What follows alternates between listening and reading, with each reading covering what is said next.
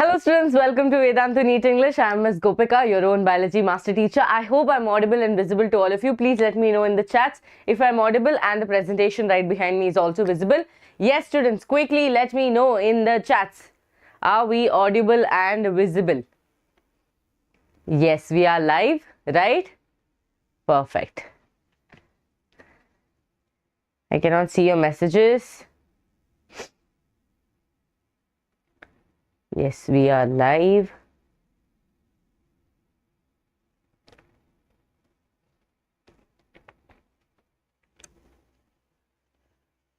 Okay. Good morning, students. Good morning, all of you. How is your Sunday going? Ma'am, with your class, right? Yes. So, yesterday I had a allergic reaction. That's why I could not take the class. So that's why I'm taking it today. So I hope all of you are happy that I did not postpone the class too long. I've taken it on a Sunday. So yes, let's start with excretion. Now students, this chapter is very important from NEET point of view, again from MBBS point of view. As I told you, all your human physiology chapters are going to be continued in the future as well, right? Then you go for specializations and other things, but all this you will generally study, be it cell, be it biomolecules, be it all the chapters of human physiology. These are the chapters that you will continue forward, right? Some chapters, yes, it is only for the NEET purpose, but some chapters you will carry it forward, okay? Yes, very nice. Awesome, awesome. One second. Okay, so today what are we going to do? We are going to decode NCERT. That means it's not NCERT based one, but then I'm going to tell you every single line of NCERT. I'm going to write down every single line of NCERT. I have also made a handwritten notes for all of you, which I'll be sharing it on my Telegram, which is Biology by Gopika. I'll also share it on Vedanta NEET English Telegram. Okay, so I want all of you to join the Telegram as well without fail. So let's start, students. So this chapter has a weightage of usually 2 to 3 questions. It is always 3 questions, okay? Most probably 3 questions itself. All the human physiology chapters will have 3 questions, 2 questions to 3 questions. Sometimes, very rarely, it can go up to 4 questions, okay? That means this chapter has a weightage of 12 marks. And for 12 marks, let me tell you, this chapter is one baby chapter, one easy chapter it is, okay? So, shall we start? Yes, ma'am, of course. Okay. Now, in your textbook, they have given that many animals accumulate, okay, NH3, urea, ammonia, chlorine, potassium, sodium, all of this through our metabolic activities, okay, metabolic waste they are, or else by ingestion. Now, we have to throw out what is not necessary. We have to reabsorb what is necessary for our body. So, you are basically going to decode the entire topic in such a way where you will be studying about urine formation, where you will be studying about different mechanisms, okay, different mechanisms that is going to help, okay. Yes, Tindi Aito. Okay, now students, excretion introduction is that animals accumulate. Tell me what and all they accumulate. I want all of your, full participation, no sleeping. Accumulate different things, right? Like NH3, urea, chlorine, Na plus, potassium, okay, more, HCO3. So many things we accumulate. How do we accumulate, ma'am? How do we accumulate? Ma'am, we accumulate with the help of our metabolic activities, and these can be called as the metabolic waste, right? These can be called as metabolic waste. Metabolic waste, or I can use another term called as nitrogenous waste. Okay, nitrogenous waste. But are all of these nitrogenous waste? Not exactly, right? All of these are not nitrogenous waste. So I'm erasing that word, but you definitely know that we usually tell metabolic waste, nitrogenous waste, right? Some are accumulated, later some are, excreted out, some are reabsorbed. Now, you have to study in the starting of the chapter itself, what is nitrogenous waste? What is nitrogenous waste? All of you tell me in the chat box. So you have to study only few nitrogenous waste. To be precise, you have to study only 3 nitrogenous waste. What are the 3 nitrogenous waste, students? Ammonia,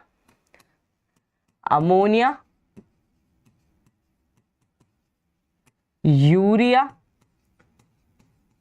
and uric acid.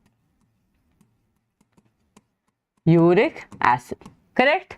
Ammonia, urea, uric acid. The organism that give out ammonia, right? The organism that will give out ammonia is called as what? Called as what? Tell me in the chats. Ammonotelic.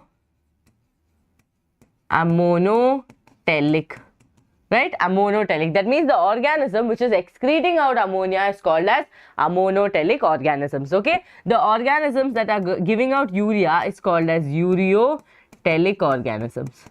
And the organism that is giving out uric acid is called uricotelic organisms. Many students get confused, but please look at the spelling. This is ureotelic, this is uricotelic. One O you add. Okay, one O you add. Okay, your chats have to be faster. Likes also have to be faster. Okay.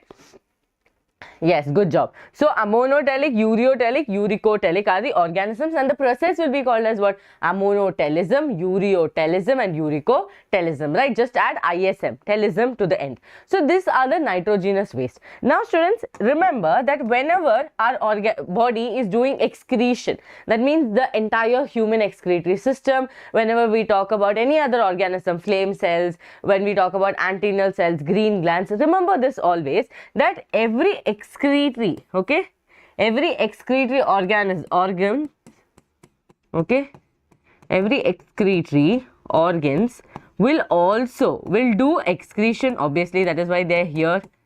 They will do excretion and osmoregulation. And what? Osmoregulation. We have learned this in animal kingdom. We have learned this in animal kingdom. They will do osmoregulation. Now, what is osmoregulation, ma'am? Osmoregulation is salt-water balance. Salt and water balance, or else I can also say ionic balance. Or in simple words, I can say ionic balance. Yes or no? Clear? So, always remember the entire system, okay, your human excretory system is not just doing excretion. Right? Can you imagine the entire system is just doing excretion?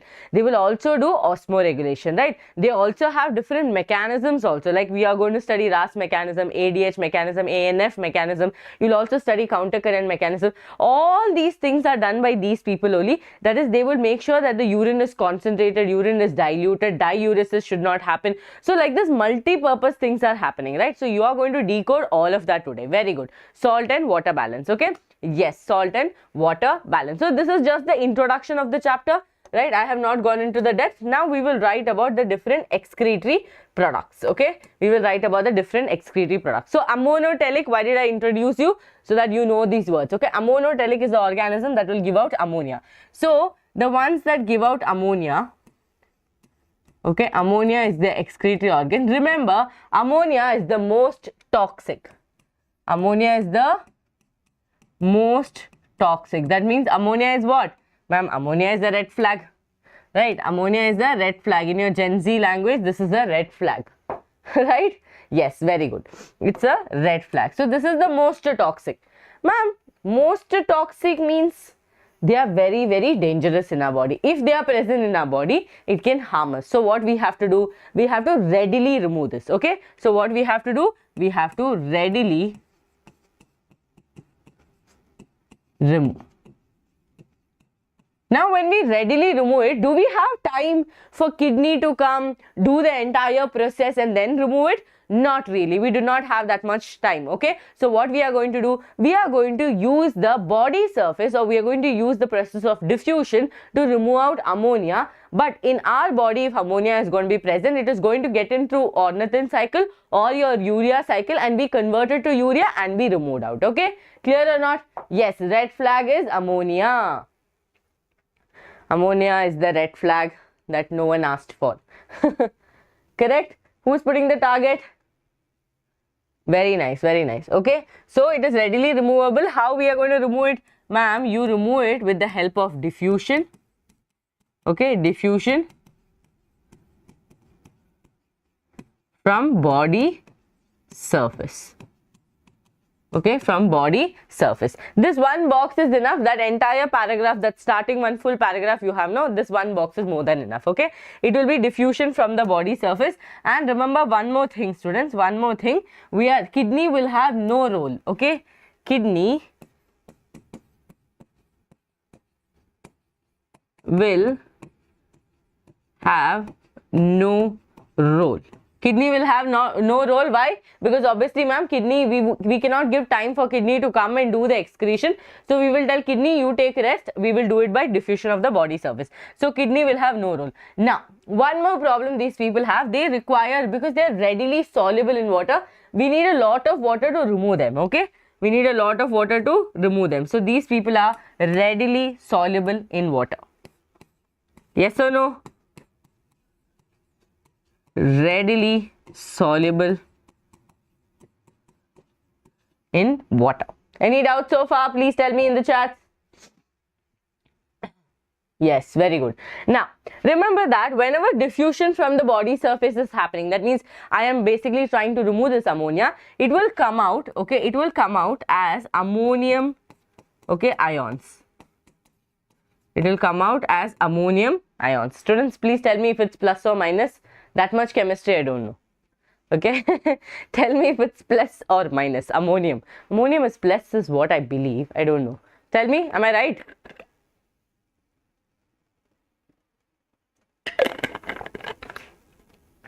Yes.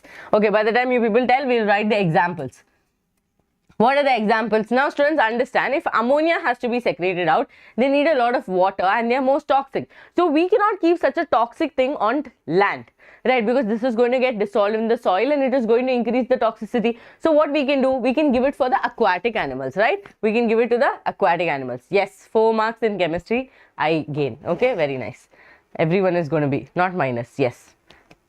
Everyone are going to be proud. Okay, so examples are going to be what, students? Bony fishes. Bony fishes, why? Obviously because they are water. Okay, they are in water. Then you can also have aquatic amphibians. Okay, aquatic amphibians. You can also have aquatic organisms like your any insects are there who are living underwater. All the aquatic organisms, you can write it here.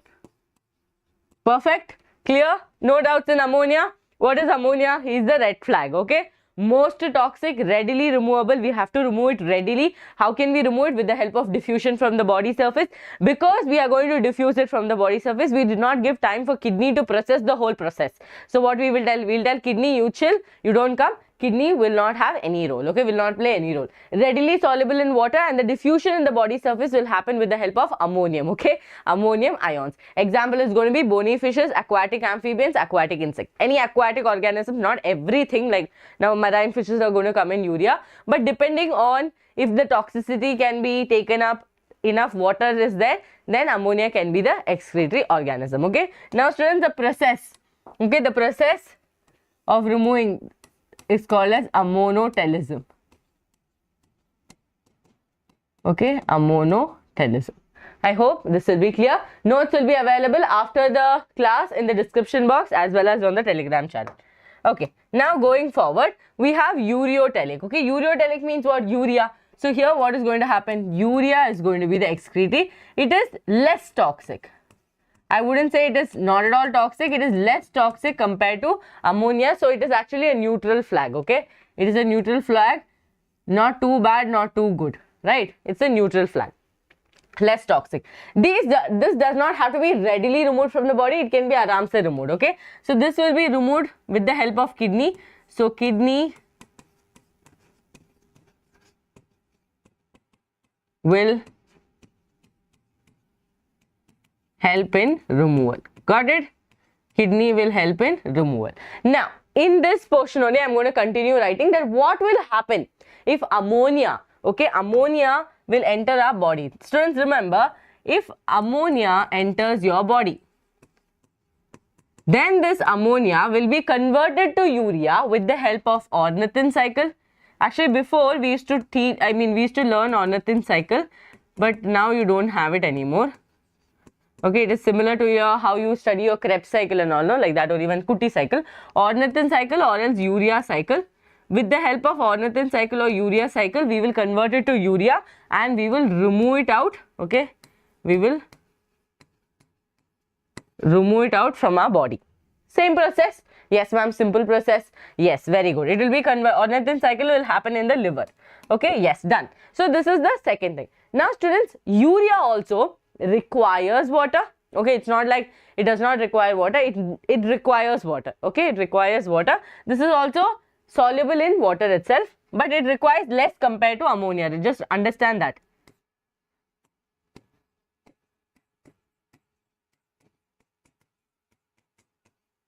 Soluble in water. Now, some amount of urea will be in your body so as to maintain osmolarity. Remember this, some urea will remain in our body for what? There's one word given in your NCERT, desired osmolarity. Okay, that is when you learn a counter current mechanism, you're going to understand. So, to maintain osmolarity. Got it? To maintain osmolarity. Any doubts so far? Yes, it's a white flag, right?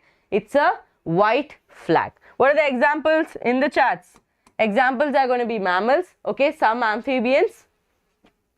So, example, mammals, some amphibians, marine fishes,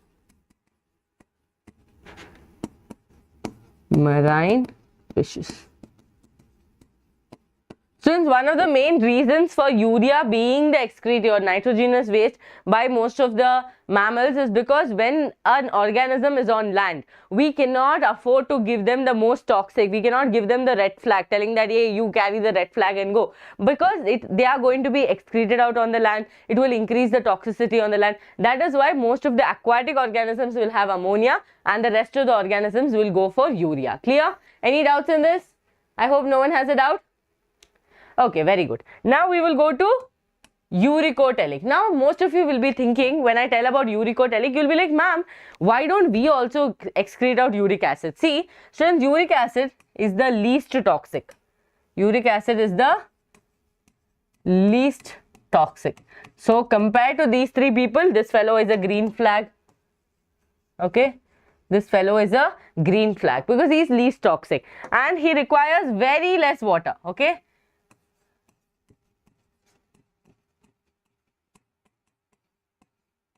To be expelled out.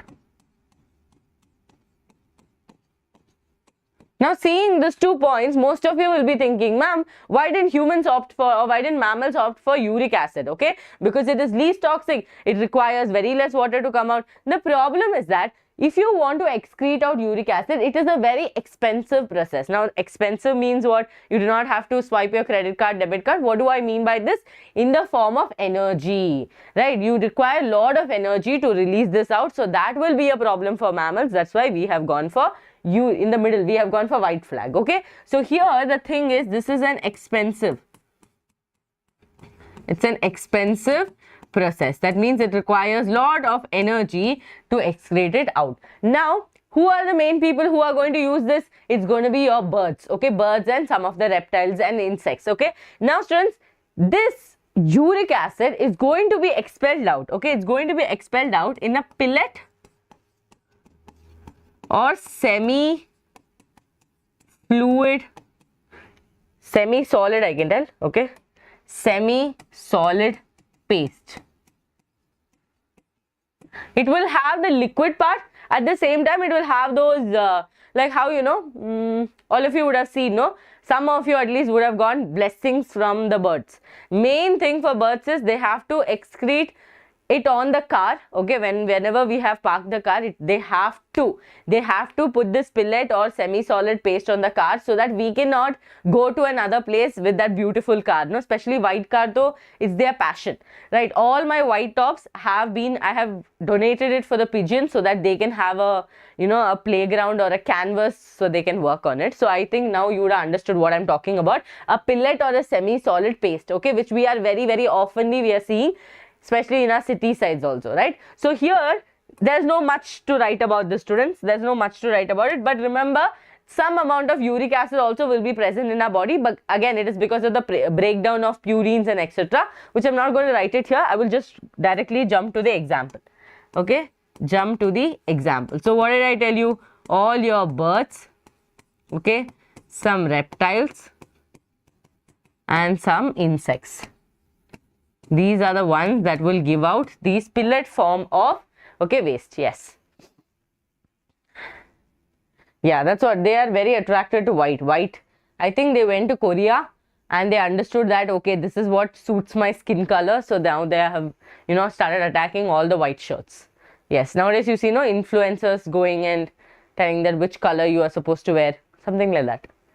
Yes, okay. Yes, reptiles, snails, you know, insects, some of the insects, not all the insects, because here some aquatic insects will be there. So everything will be separated, okay, divided. Yes, perfect. Good job. Understood? Okay.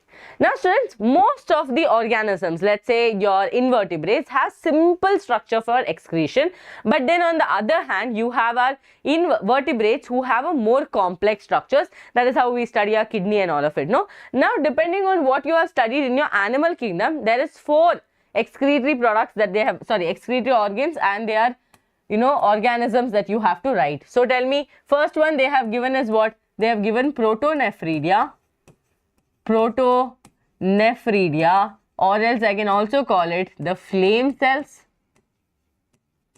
Flame cells. These are organisms, these are the excretory organs, and the organism that is going to secrete it out is your platyhelminthes, flatworms, right?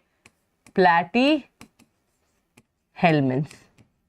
Ma'am, what is platyhelminths? If you ask me, then you have to join my Wednesday's class to know what is platyhelminths, because I'll be doing animal kingdom according to the poll I put on Telegram. Okay, yes, very good. Flatworms, okay, be it leeches. Okay, what is the flatworms? The way I have told you to remember. Okay, so you can remember all the flatworms, right? Be it be it your don't get it confused with annelida. Okay, annelida is no parking here, by mistake I told. Platyhelminths is your flatworms. Okay, platyhelminths is your flatworms, like you have your liver fluke. Okay, like your liver fluke. Got it? Yes. How will you remember? What is the trick to remember? Okay, Taenia solium. Okay, tough. Platyhelminths are tough people, no? So you'll remember Taenia solium and liver fluke. Okay, which is again. Okay, got it? I'm not writing it there. Then again, some students will be like, huh, what did ma'am write? Tough. Okay, protonephridia or flame cells. After that, you can remember nephridia. Okay, nephridia. Now, nephridia is by whom, students? This is where I got confused. Yes, nephridia is by, come on, all of you in the chats. Tough. Very good. Very good. Ovia, Roshni. Yes, good job. Tell me. Earthworms and annelids. Okay. Earthworms and some more annelids. Okay, the names have not been given, so you just write annelids. Okay, just write annelids. Okay, these people have segmentation, that is one of their main characteristics. Now, after nephridia, whom do we have? We have Malpighian tubules. We have Malpighian tubules, and Malpighian tubules very clearly, right? Clearly, we have studied in our cockroach, but here you can write most of the insects. Okay, you can write most of the insects. Now here, most of the insects they have told, except for whom they have told. Okay, I mean including whom they have told, cockroach. Okay, most of the insects including cockroach they have told. Okay, including cockroach. Because Malpighian tubules we studied, no, 100 to 150 of the small tubules will be present between your midgut and your hindgut. So that is what you have to remember. Okay, yes, good job. Last but not the least, okay, antennal glands, or ma'am you can also call it green glands, are going to be present in crustaceans like prawns. Okay, crustaceans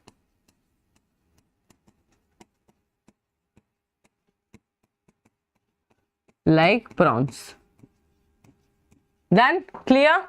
Exact words of NCERT. Okay, exact words of NCERT. Now, antennal glands and green glands, don't get confused. Oh my god, where did I study it?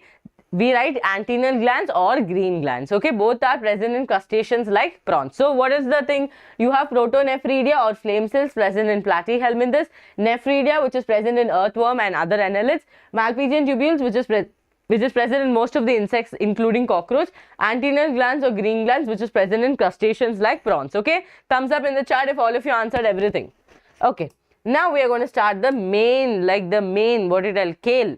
Right, that means the game is going to start now, where we are going to learn more about, okay, your organisms. Yes, okay, organisms. So here, human excretory system, the whole chapter is this, but right now we have come into it, right? Now, human excretory system, students, when I talk about, what am I talking about? Ma'am, you will talk about two bean-shaped kidneys, okay, two bean-shaped kidneys.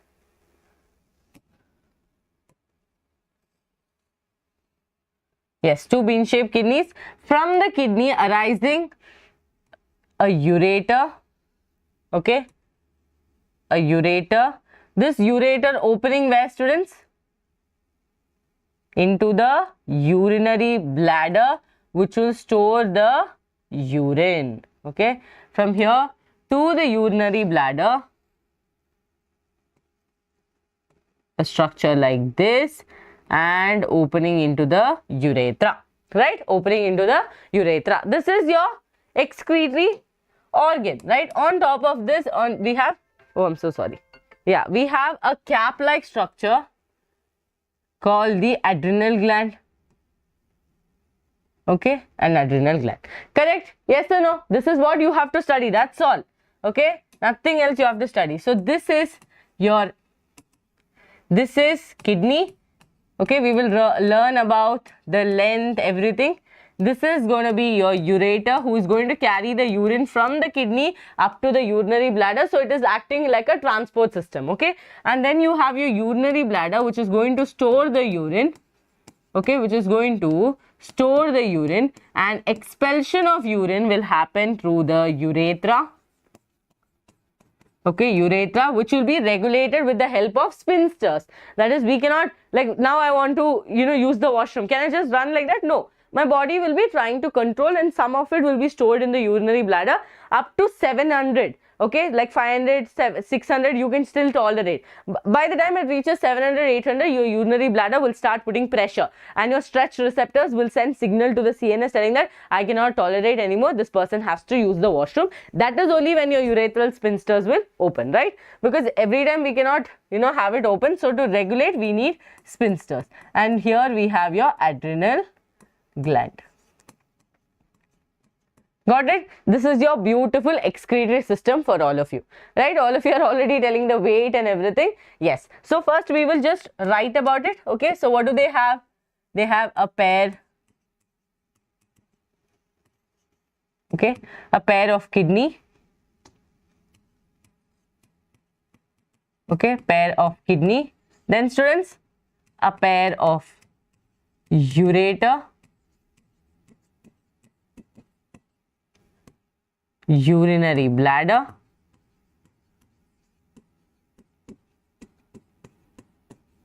right, and a urethra, right? This is what we have. Correct, ma'am? Agreed? Okay, very good. 800 ml max. Urethra. Fine. Now, as you people are telling, we have to learn about the length, width, okay, the gram, the weight, all of this we have to learn. So what we are going to learn? We are going to learn about kidney. Now tell me, all of you. Yes, one by one. Who has told me? Yes, one large urinary bladder. Very good. 2 to 3 centimeter thickness. Okay, start from the length. Length is going to be 10 to 12 centimeters. Okay. In length. Okay. Then 2 to 3 centimeter in thickness. Okay. Correct. Very good, very good. Yes, weight 120 to 170. Correct, 10 to 12 written. Good job, all of you. Tell me the width also, someone. Tell me the width. I told you how you will do the width. See, 10 divided by 2 is going to be 5. Right? 5 to 7 centimeter in width. That is why I always write in this order. So remember like this, you remember 10 to 12 centimeter in length, 10 divided by 2 is going to be 5. That is going to be the width. Okay, when you write it like this, just look at it. Okay, 10 is there, 2 is there, 10 divided by 2 is going to be 5. So that is going to be the width. And then comes lastly the grams. Okay, 120 to 160 grams in weight. Okay, done. Yes, perfect.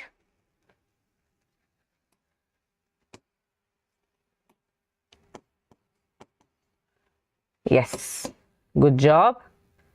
All of you remember all of this. Yes.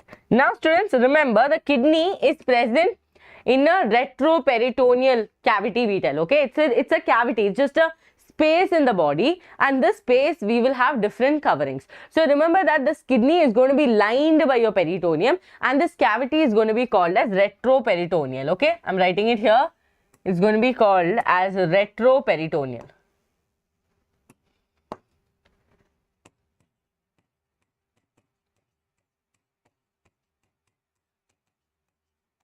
This is a cavity that is present in your body, retroperitoneal cavity. This, whatever is present in this cavity will be lined by a peritoneum. Okay, it's just like a protection, a peritoneum. So just remember this word. Before I used to teach you the layering and all, but didn't see any questions. So we will skip on that and go for retroperitoneal cavity. All clear? Any doubts in this? Tell me. Kidney is clear. So students, a pair of kidney is there which will be 10 to 12 centimeter in length, 2 to 3 centimeter in thickness, 5 to 7. So how do you do that? 10 divided by 2. Okay, 5. So 10 divided by 2, 5. 5 to 7 centimeter in width and 120 to 170 gram in weight. Okay. Yes, very good. Some of you are telling retroperitoneal. Very happy for that.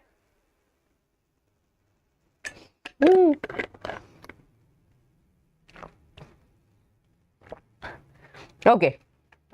Now students, remember that towards the inner concave, okay, towards what? The inner concave, very important, towards inner concave, there is a small notch. All of you have seen seed, no? In the seed also there is a notch, right? All of you have noticed. So towards the inner concave, there is a notch. There is a notch, and that notch is called what? Ma'am, that notch is called hilum. That notch is called hilum. Now, what is the main purpose of hilum?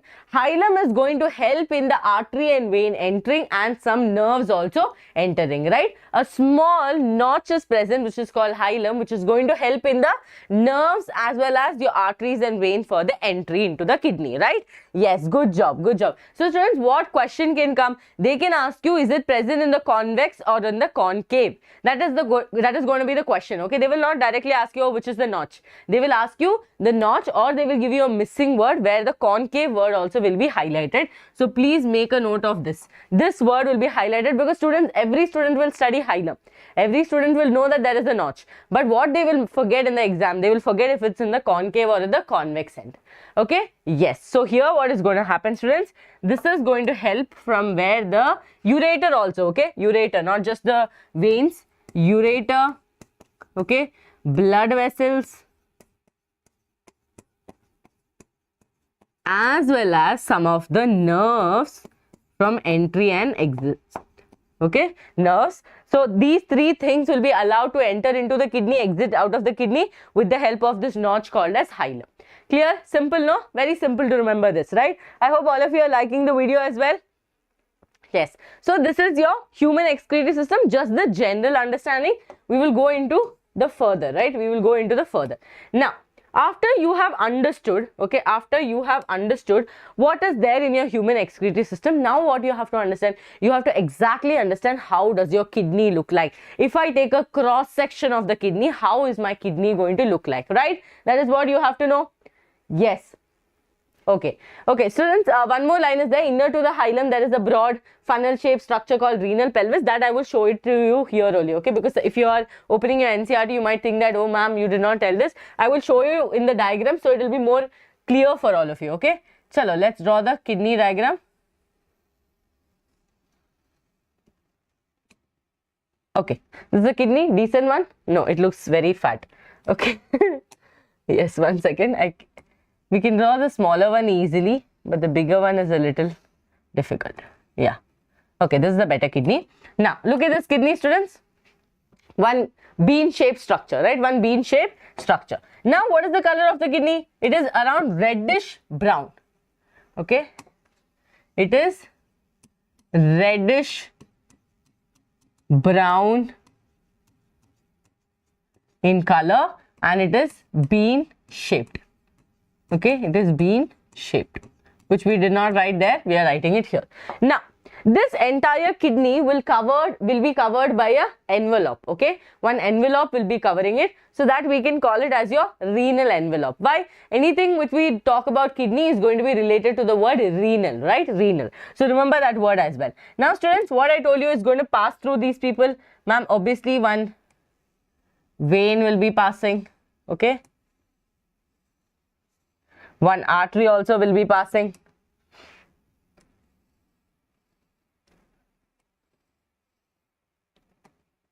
Okay, one artery also will be passing, and then we have our ureter. Okay, then we have our ureter passing from there. So I'm not drawing the whole thing, I'm just showing the connections. Okay, now listen to me carefully. As I told you, the outside will be covered with a renal capsule. Okay, you can call it renal envelope, or you can call it renal. Okay, I'll put envelope or a capsule,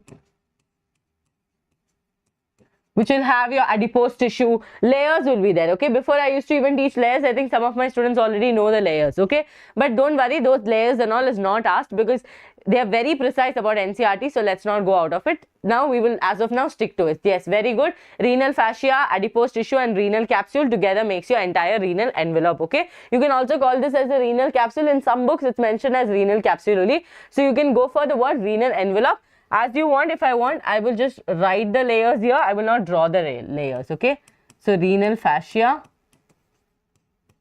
in the middle you will have adipose. Okay, and last you will have renal capsule. Okay, renal capsule. Together it makes the renal envelope. Okay, perfect.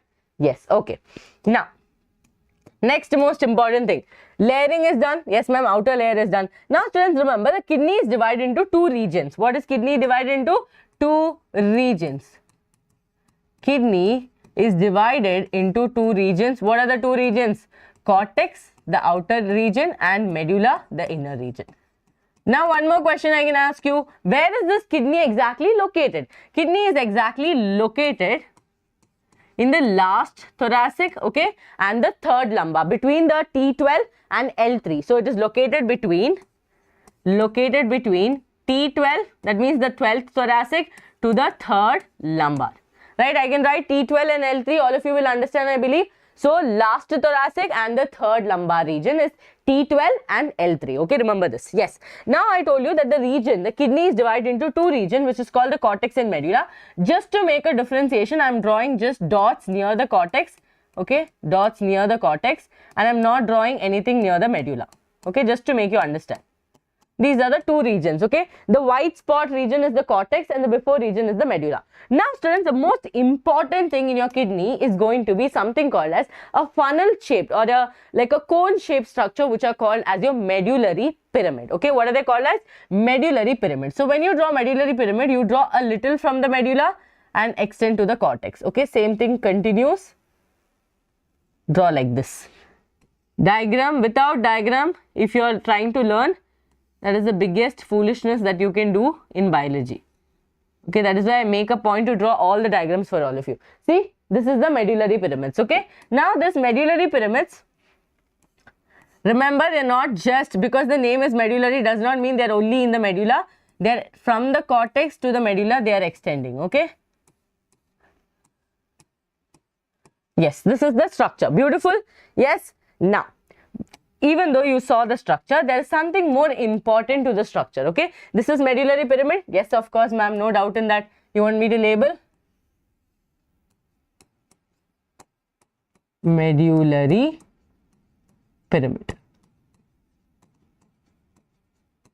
Okay, medullary pyramid. Now, as you can see, medullary pyramids are from the cortex extending towards the medulla.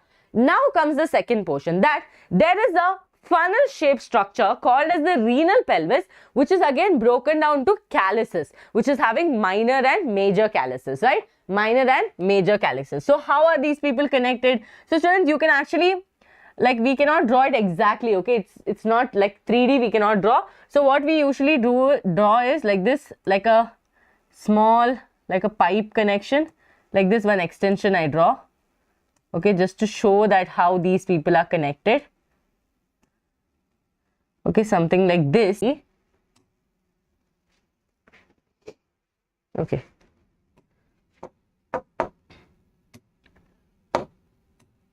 Okay, look here.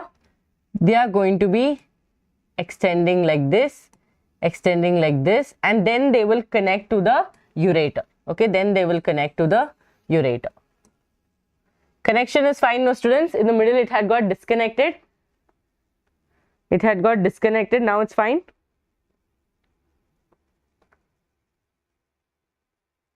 Fine, fine. Please drop it in the comments. Still stuck? Fine, because it showed that the connection went.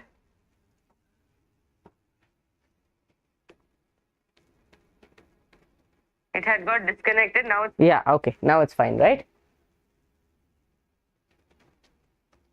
Yeah, it just got disconnected for a minute, okay, for a minute.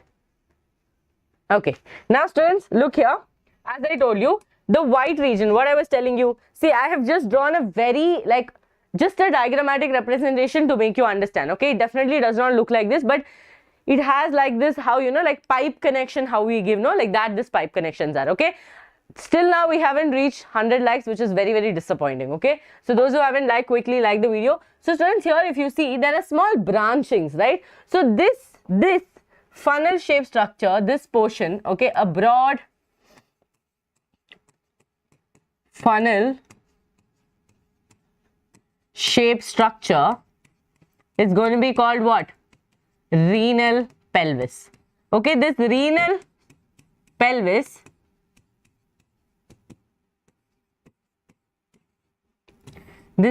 pelvis will have projections called as the calyces. So here this foldings which you are seeing, no, these are the calyces which can be divided into major and minor calyx, okay, which can be divided into major and minor calyces.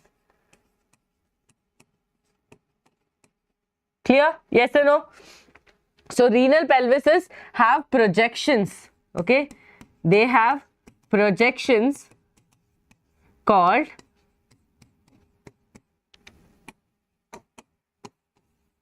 calyces, which will have two types, minor and major. Now what are these people going to help in, students? So urine formation will happen.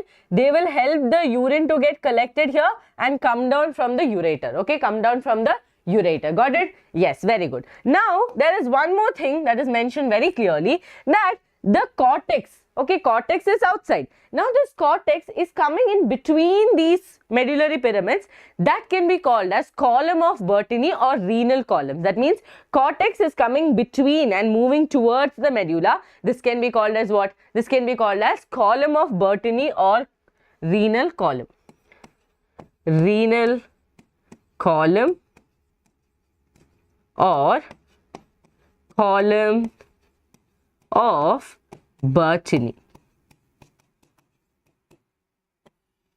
Like small tunnels, no, like small tube like structures or tunnel like, this cortex is emerging to the medulla. That emerging can be called as column of Bertini. Okay, thank you Manoj. Perfectly clear?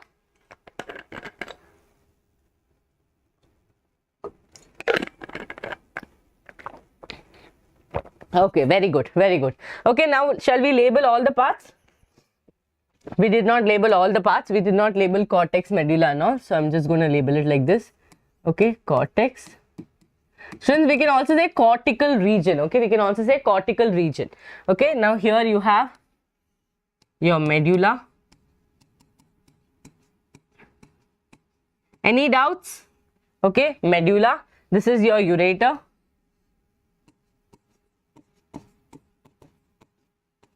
Okay, ureter. I want to draw the veins, but let me see. God, what happened again?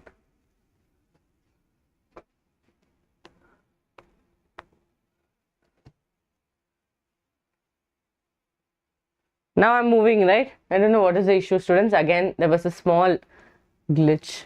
Internet is working fine. Okay, yeah. It's just for a microsecond, okay? A microsecond. I think it's Sunday, no? So I cannot force the internet to work also. So yeah, okay. Medulla, ureter, renal. So in your NCRT, they have just told the kidney is covered by a tough capsule.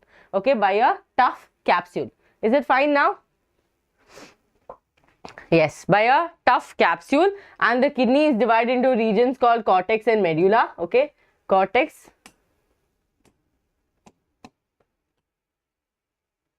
and medulla. It is located between the T12 and L3 to L3. And students, then what do we have here? Outer region is their tough capsule. I told you two regions are there. They have medullary pyramids which are extending from the cortex towards the medulla. And students, very importantly, one thing what I did not draw. What is that? Your nephrons are going to be located here, right? So if I'm going to draw, this is going to be a Bowman's capsule. This is going to be your PCT, loop of Henle, DCT, collecting duct, right? Your nephrons are going to be like this, okay, aligned on the medullary pyramid. So these people are going to help in the formation of the urine and then pass it on all the way up to the renal pelvis to the ureter. Okay, renal pelvis to the ureter. So here what am I drawn? I have drawn nephrons. Okay, nephrons. Done. Fine. Anytime lag is there, just let me know, okay? Again, if it's there, I'll just inform them about the internet. Yes. Yes, very good. Nephrons, top of the, okay? Correct. Okay, not, it's visible, no? Like, is it crowded? Now, students, important, each kidney, okay, each kidney will have around 1 million nephrons. 1 million nephrons. Got it, all of you? Each kidney will have around 1 million nephrons. So you can see at what rate, okay, this is happening. The entire process is happening where you have each kidney 1 million nephrons. Okay, perfect. Okay, good job. Okay, now we will learn more about nephrons and we will go. So kidney is clear. Any doubts? Any doubts?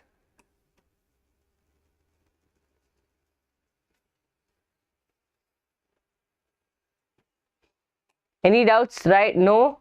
Yes? Yes, 1 million nephrons, okay? 1 million nephrons.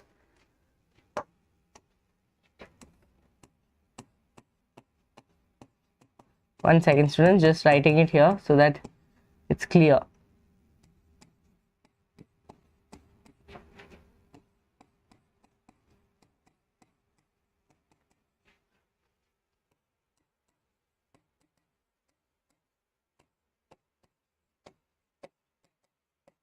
Okay, done? Okay, now we will study more about nephron. Okay, more about nephron. What is nephron? What do they do and all of that, right? Yes. So, nephrons, I told you that one kidney will have around 1 million nephrons. But what is this nephron exactly made up of? They are telling that nephron is exactly made up of glomerulus, okay, glomerulus and renal tubule. And renal tubule. Do you agree with this or not? No, ma'am. What is this glomerulus? What is renal tubule? Obviously, you will have a doubt.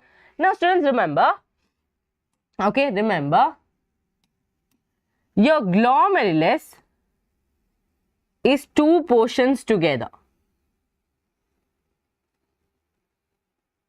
Okay, two portions together. There is a cup-shaped structure which is called the Bowman's capsule. Okay, a cup-shaped structure which is called the Bowman's capsule, and inside, okay, inside there is a tuft of capillaries which makes the glomerulus, Can you see this? Yes, ma'am, we do see it. This is your glomerulus, okay, a tuft of capillaries which are called your glomerulus. Very good, very, very good. Now, remember, this cup-shaped structure is called Bowman's capsule. Bowman's capsule. And what did I tell you this? A tuft of capillaries, okay? A tuft of capillaries is going to be called what? Glomerulus. Glomerulus, right? Yes, ma'am. Then remember that the blood vessel that is entering into the glomerulus, okay, the blood vessel that is entering into the glomerulus can be called as the afferent arterioles. Okay, so this one is going to be called afferent arterioles. This one, the one that is exiting, okay, will be called as efferent arterioles. This is important because when we study mechanism, we are going to tell vasoconstriction, vasodilation of these people only. Okay, yes, good job. Now together I can call glomerulus and your Bowman's capsule, okay, Bowman's capsule together as Malpighian bodies. Malpighian bodies or Malpighian tubules. Okay, I can call them together as Malpighian bodies or Malpighian tubules. Got it? All of you? Yes?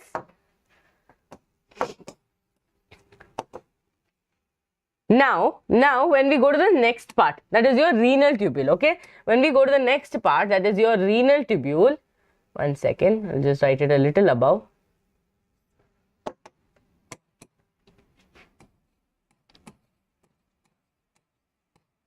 Okay, renal tubule. What is renal tubule I'm talking about? Ma'am, you are talking about PCT, DCT, okay? You are talking about PCT, loop of Henle, DCT.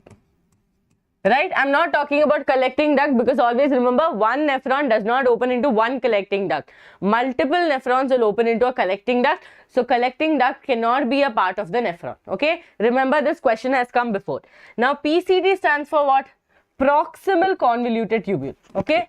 Proximal convoluted tubule. Right?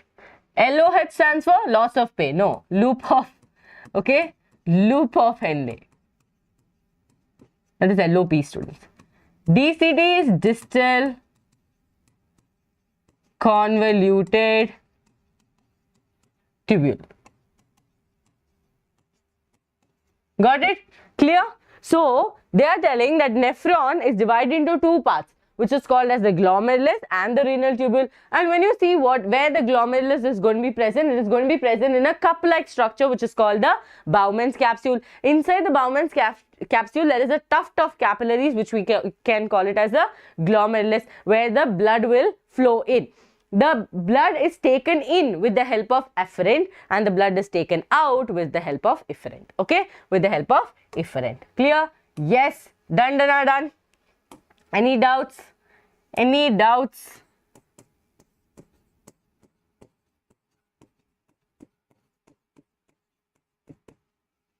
Okay, cup shaped structure that is going to hold your, glomerulus in place. Okay. Yes, good job. All of you understood? Yes, we will go into the tubules. Okay, we'll go into the ascending and descending. Okay, we will go into the ascending and descending. Okay, now here, let's draw. Okay, let's draw. One second.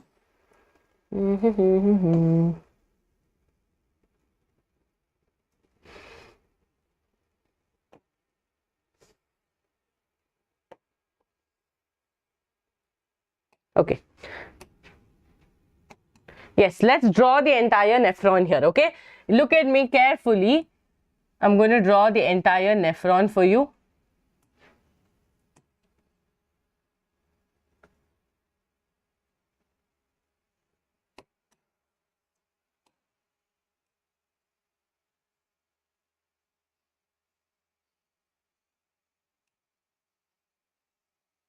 Yes, what I have drawn now, ma'am, you have drawn PCT.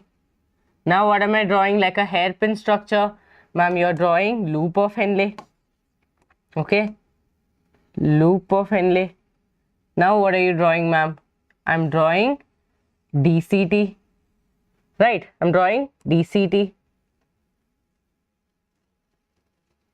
Just wait for me to finish drawing.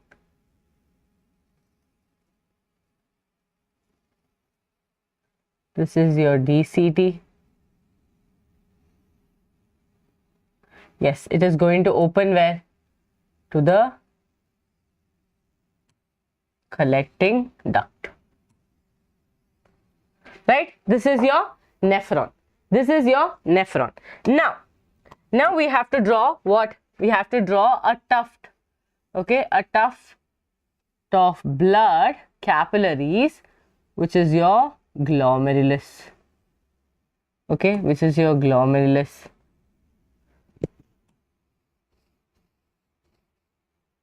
Yes, can you see it? Okay, good job. Now, since I'm just drawing it a little thick here because your efferent is going to be thicker, so that more blood can come in. Okay, now I'm drawing your vasa recta. Okay, I'm just drawing a simple blood vessel.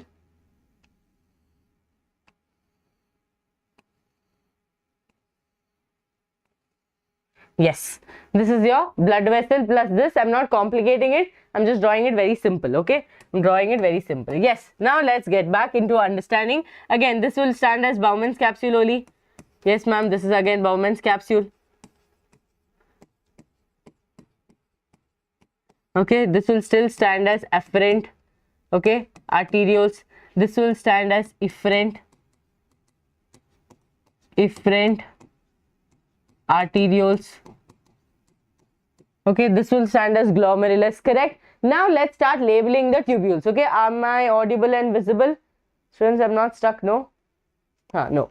Okay, this portion, okay, this is called as your PCT. What is it called? PCT, proximal convoluted tubule. Proximal convoluted tubule is the place where maximum reabsorption happens, right? 70 to 80% reabsorption happens in the PCT. Okay, moving forward, we have this hairpin-like structure. We have this hairpin-like structure, which is called what? Loop of Henle. Loop of Henle. Correct? Yes, ma'am. Okay, loop of Henle. Now, this loop of Henle has two portions. This portion is called as the descending loop. Descending. This portion is called the descending loop of Henle. Okay, descending LOH I am writing. Correct?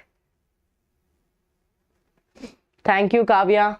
Yes. Okay, then we have here whom, students? Ascending LOH. Yes, ma'am, ascending LOH. This is hairpin, loop of Henle. Understood? Now you have to remember one thing. Okay, descending is permeable to water. Descending is permeable to water. Ascending is permeable to electrolyte. Understood? So in the descending, you will always notice that the H2 is coming out because they are permeable to water. They are not permeable to electrolyte. In the ascending, who is coming out? Your NaCl will be coming out. That means they are permeable to NaCl. Okay? Yes. Moving forward, you have a very convoluted structure which is called your DCT. Distal convoluted tubule. Okay? And then this DCT opens into collecting duct. Collecting duct. And from here, the urine will come out. Right, the urine will pass out from here. Now, remember, this is this nephrons. Okay, this is another nephrons. Okay, this is another nephrons opening. Got it, all of you? This is another nephrons opening. So always remember this, that collecting duct does not come as a part of the nephron. You only have glomerulus and renal tubules as a part of the nephron. Okay, now moving forward, I have drawn some blood vessels, right? If you notice, I have drawn some blood vessels. So students, look here, from the afferent arterioles extending one blood vessel, which will be called as the peritubular capillaries, and this peritubular capillaries will form into an U-shaped structure which is called the vasa recta. U-shaped. Can you see if I write it here? Yeah, no? Okay. U-shaped vasa recta.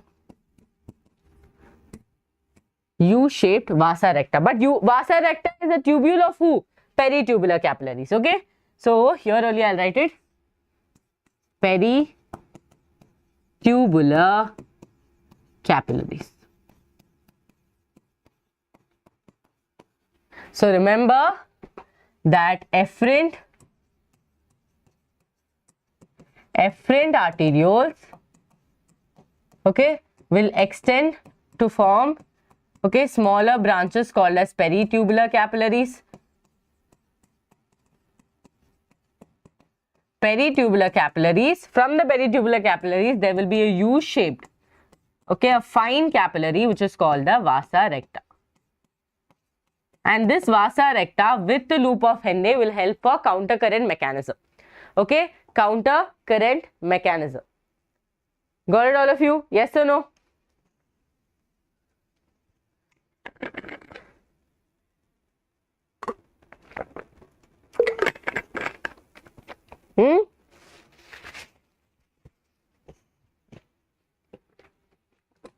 All of you put some fire emojis in the chat if you understood. Quickly in the chat box, put some fire emojis. Let's see who all understood everything. Okay, Meghna understood. What about others? What about others?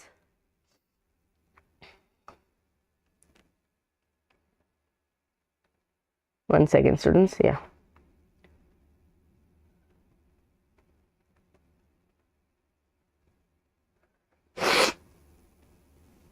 Okay, yes, good job, good job. That's how this energy should be. Okay.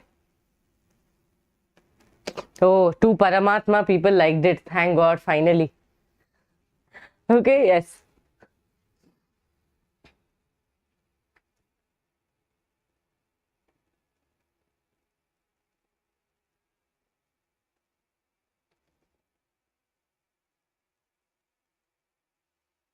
Got it? Yes, good job. Now, students, this PCT, when you talk about this PCT, no, I want all of you to remember this one thing, that in PCT, they are going to have cuboidal epithelium. Remember, we have studied it in animal tissues. What kind of epithelium they have? They'll have cuboidal epithelium, okay? Now, this cuboidal epithelium will help them in absorption. So, they can have brush border cuboidal epithelium for more absorption. They can also have ciliated, depending on the modification to pass. So, these epitheliums are going to act in such a way that they are going to help in movement, they are going to help in absorption. These things will be done by these people, okay? Any doubts in this? Any doubts in this?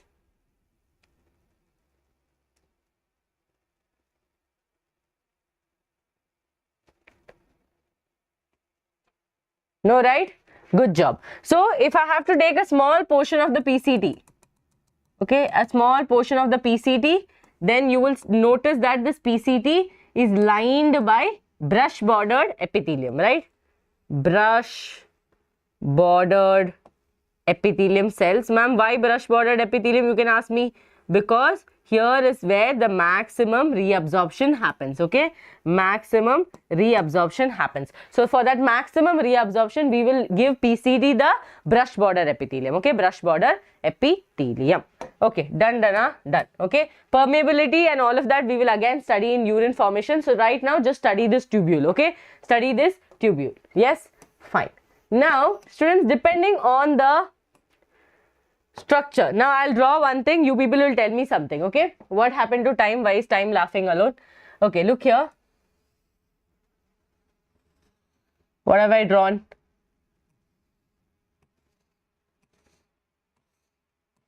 Okay, this is, what did I draw? Just tell me in the chats.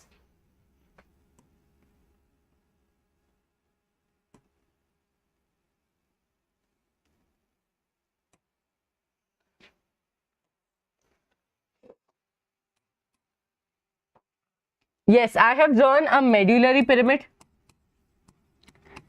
A medullary pyramid. Now, if you look at the nephrons, okay, how the nephrons are there.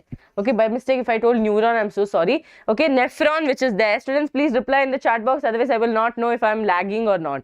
Okay, that might be an internet issue, not sure. So, listen here. If you look at the medullary pyramid, if you look at the nephrons, right? If you look at the nephrons, then remember that the rest of the portion, everything is on the cortex region, right? It's all on the cortex region, but only the loop of Henle, only the LOH dips into the medulla, right? Dips into the medullary pyramid.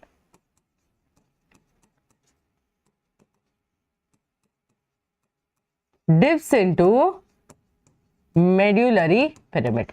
So depending on the size of the loop of Henle, depending on if it is going to extend towards the medulla or not, we have two types, okay? Two types of nephrons. Got it? Depending on, okay, LOH size. We have two types of nephron. One is called the cortical nephron. Cortical nephron. Students, I told you cortex can also be called as cortical region. So remember that cortical nephron means what? The region where the loop of Henle is not extending deeply into the medulla. The loop of Henle will be short. Most of the region will be towards the cortex. Try to relate like this. C for cortical, C for cortex. Okay. Then the next portion is going to be called juxtamedullary nephron. Juxtamedullary nephron. Correct? Very good. Most of you have answered. So as I told you, cortical word, if you relate, you have to remember that the LOH is short. LOH is short. Okay. Loop of Henle is short. Vasa recta is highly reduced.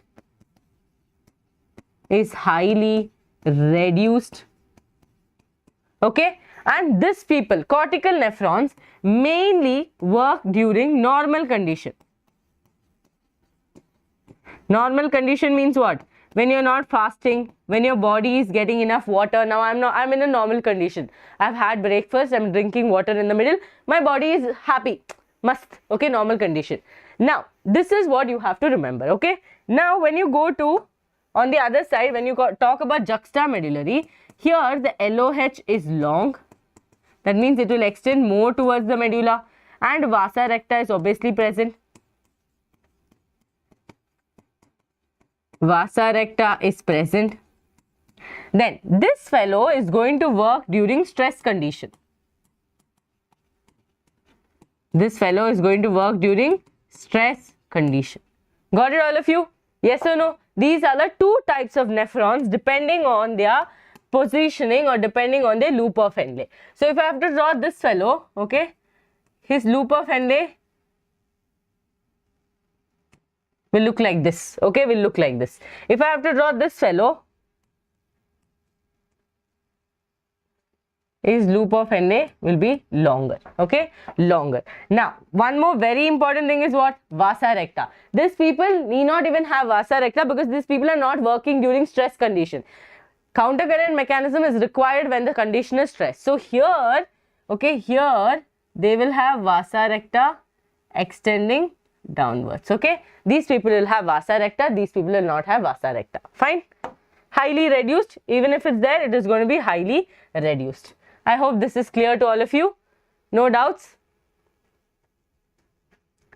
Perfectly clear. Normal condition, stress condition is clear. Okay, yes, good job. Okay, is highly reduced. So nephron is clear to all of you. Structure also is clear. You understood descending, ascending, all of the loops and everything. Now, because on this only we are going to study urine formation. So before urine formation, I'll teach you one more mechanism which is called the juxtaglomerular. But before that, I just want to teach you people about the urinary bladder. Okay, urinary bladder. So after that, we will be going slowly to the JGA mechanism. Yes, look here, students. Now, urinary bladder, there is some, very important things that you need to know. See, let me first draw the bladder for all of you, because diagram is the best way of learning. Okay, visually you will remember that, okay, Gopika Ma'am drew something with neon color, I have to remember that, okay? Yes. Now students, remember that when we studied animal tissues, we learned about compound epithelium, right? Yes or no? We spoke about compound epithelium. when I spoke about compound epithelium, I told you people one type of epithelium under compound epithelium, which we call it as transitional epithelium. Transitional epithelium, or I told you, you can use one more word which is called urothelium. Right? Urothelium. That time you people wouldn't have understood, but now you will understand, right? I can call it transitional epithelium or urothelium. Urothelium. Now, why did I call transitional epithelium as urothelium? Mainly because it lines the urinary bladder, it lines the ureter. So, since these people are going to line the most of the excretory organs, we can also call it as urothelium, right? So, that is the reason why we call this transitional epithelium as urothelium. Here also same thing is going to happen, students. This lining is going to have a transitional epithelium. Okay, one lining of transitional epithelium is going to be there.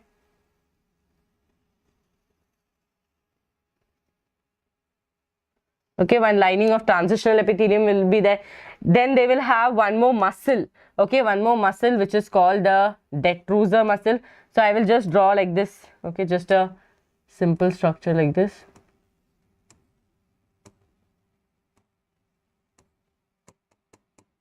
Okay, something like this, like a muscle layer will be there. Okay, which I will, because if I draw it like this, then it will be difficult for me to explain. So let's just draw one layer like this. Okay, one layer like this. Okay, now you have two layers. Now, why did I speak about these layers is important for you. This is called as a detrusor. Detrusor muscle. Now, ma'am, why did you talk about detrusor muscle? Students, you have to know about detrusor muscle because this muscle is going to help in the contraction of the urinary bladder. When this muscle contracts, okay, when this muscle contracts, what is that going to lead to? It is going to ultimately lead to micturition, that means expelling of the urine. So, these detrusor muscles will contract, telling that, okay, urinary bladder is full, now you have to contract, right? Now, on this urinary bladder, this is all diagrammatic representation, okay? After this, there is going to be a connective layer also after the detrusor muscle. Students, on the urinary bladder, there is going to be a stretch receptor, okay? There is going to be a stretch receptor, like a satellite I'm drawing. There's going to be a stretch receptor. Now, what is the stretch receptor going to do? It is going to send signal to the CNS. Stretch receptor is going to send signal to whom? To CNS, central nervous system, telling that the urinary bladder is getting full, because the maximum capacity that the urinary bladder can withstand is around 800 ml. So, by the time it is 700 ml, 750 ml, the stretch receptor will already tell CNS that please contract. We need to expel out the urine, right? So, here what is happening? The stretch receptor will send signal and the CNS will take the signal up. Now, the detrusor muscle has got the signal, so the detrusor muscle will contract. But I told you that there are spinsters which are aligned, right? Spinsters which are going to be present here. Now, remember students, there is one outer spinster, or we can call it as the external spinster. Okay, and then there will be one internal spinster.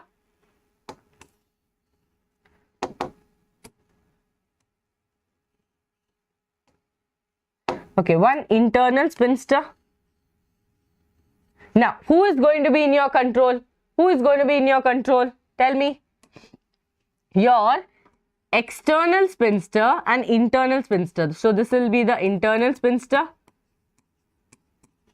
This will be present where? Near your urethra. Okay, these are called as urethral spinsters. Okay, in textbook also they just give urethral spinsters. But remember that urethral spinsters are two types, external and internal spinsters. Okay, external and internal spinsters. Now remember students, internal, involuntary. That means you cannot control the internal spinsters. You can only control the external spinsters. That is why in maths class, the teacher will be scolding you. You will tell, ma'am, please, can I go to the washroom? That time your urinary bladder will be only 500 to 600 ml full. Okay. After that, after some more time, she'll tell, go and sit back. Then after you go to sit back, you will become like 650, 700 ml. By then you will start doing all the kinds of, you know, Kathakali, Bharatanatyam in the class. That is when the teacher understand that, oh my god, this fellow's external sphincter also will open now. The teacher doesn't know that, but the teacher will understand that there is a need for urgency. Then she'll tell, okay, go. Okay, that is what happens. So here also same thing, external sphincters are involuntary. Okay, external sphincters are involuntary and internal sphincters are voluntary. I can call both of these sphincters as just urethral sphincters. Okay, both of these people as urethral sphincters.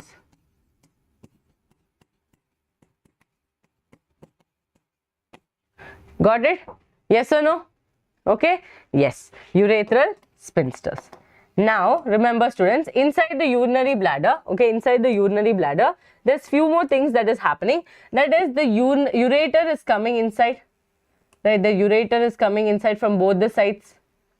Yes, ma'am, the ureter is coming inside. And then you will have a urethra opening. So, this two openings, this three openings somewhat makes a trigon of bladder. What does it make? A trigon. Why? Because it's like a triangle, no? So, two openings of the urethra. Two openings. Okay, let me just label this first. Okay, this is called as trigon of bladder. Trigon is because obviously triangular, trigon. Okay, three of them, right? So, okay, trigon of bladder. Trigon of bladder means what? They have two urethral opening. Sorry, two ureter opening and one urethral opening. Urethral opening. Clear? This is called trigon of bladder. Perfectly clear, students. Urinary bladder is clear. Two sphincters are there. Okay. Thank you so much, Balakrishnan. Yes. Clear? Yes, yes, yes. Done, done. Okay, so this is what is happening. Okay, now students, in some old people you would have noticed that they pass their urine without their knowledge. Ma'am, how does this happen? Stretch receptors are there, CNS is there, external sphincters is there. So students, when their stretch receptors is removed, not working, okay, it is not functional, this is one of the PYQs. Okay, what is the situation that is going to happen? So if stretch receptors, okay, mark this in your NCERT, write it separately. This came as a question, then that time you cannot tell it's out of syllabus. Okay, I'm teaching you now. If stretch receptor is removed or is not functional, okay, is not functional in some ways, because of old age also it can happen, then what will happen? Continuous leak of urine will happen. Okay, leak of urine will happen. Leak of urine will happen, which is called as continence. Okay, so if the stretch receptor is not functional, then leak of urine will happen, which is mainly seen in old age people. Okay, old age people. Done? Please make a note of all this, because some of the things are not there in your NCERT, but questions can come. Okay, questions can come.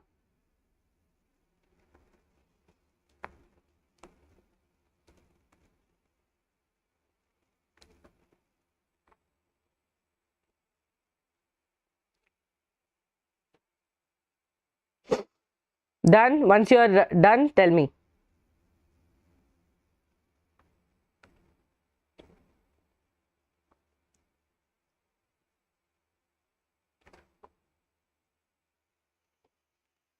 Yes.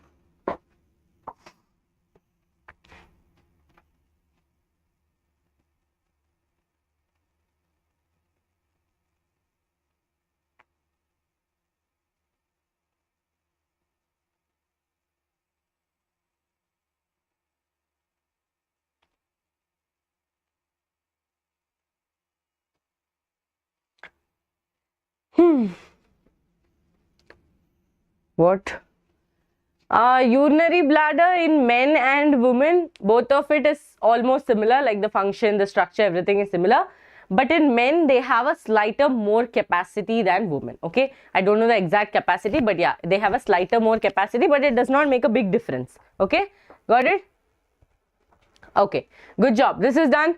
Everything is done. Bladder, stretch receptors. Now students, the same concept you're going to study in the last topic called as micturition. So I want all of you to remember this and keep, okay, that the stretch receptor will send signal to CNS and CNS will send signal that will lead to the detrusor muscle contracting. When detrusor muscle contract, the urinary bladder contracts, but the sphincter muscles are contracted, okay, they are contracted like this. They have to relax. So urinary bladder will contract, sphincter muscles will relax. This will only lead to the expelling of the urine. Imagine both of them contract. That means, see, contraction of sphincter muscle means what? They are closing and keeping.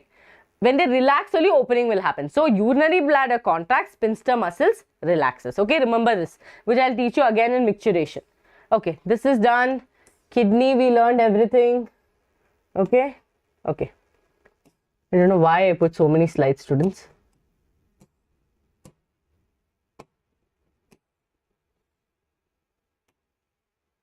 Okay. Tell me if we missed something, okay? If in case we missed something, just let me know. Yes. Okay, listen carefully here.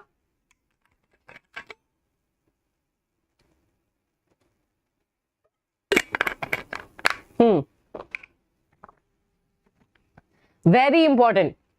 For next 5-10 minutes, only listen to me. Otherwise, you're not going to understand anything about mechanisms, okay? Now, first, I will draw a diagram.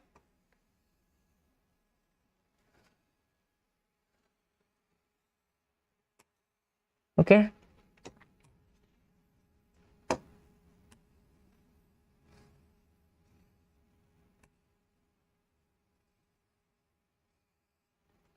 Okay, look here what I've drawn. I've drawn a normal glomerulus, right? I've drawn a glomerulus. Now I will draw what? Ma'am, you will obviously draw afferent.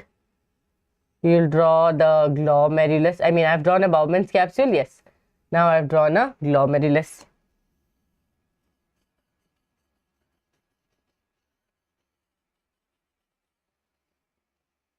Okay, students. Now here,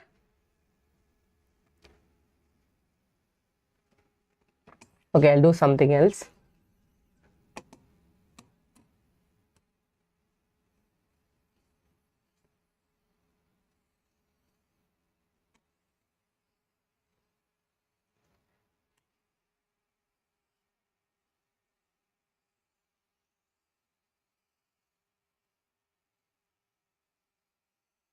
Okay, now don't get confused, ma'am. How can you draw something like this? This is just to make you understand, okay? This is just to make you understand. Okay, now you're going to listen to me carefully.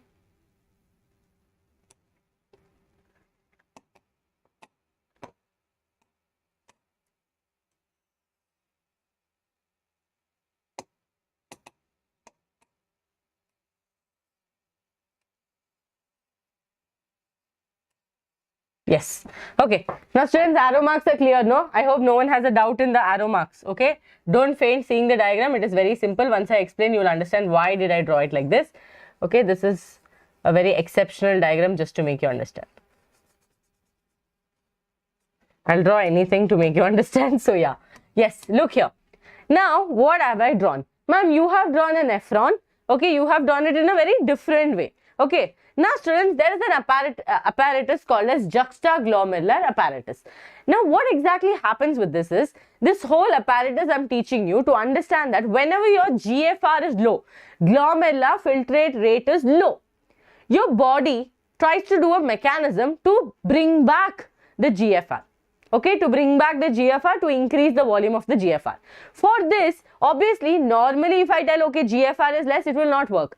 We have to do something for the GFR to be normal, right? So here, if you see, you will see afferent arterioles, you will see afferent arterioles, glomerulus. Now here what you're seeing is the DCT. Okay, what I've drawn here is your DCT. Now what exactly happens? When the glomerular filtrate is passing through, because the filtrate will come like this, okay, after your urine formation, your filtrate will be moving like this. Yes, ma'am, this is where my filtrate is going to be there. So your filtrate will move, PCT will do absorption, it will continue like this, okay, it will continue like this and it will move forward. Now what is going to happen when it reaches DCT? Okay, when it reaches DCT, your DCT will have some specialized cells. Okay, I am drawing that portion here, enlarged portion. Your DCT will have specialized cells called as macula densa. Called as what? Macula densa. I can call this macula densa cell as sensory cells also, because they are sensing something. No, they are sensing that there is a problem. So since they are sensing the problem, we will call it sensory cells also. Understood? I have drawn a smaller portion of DCT down, okay, to make you understand this.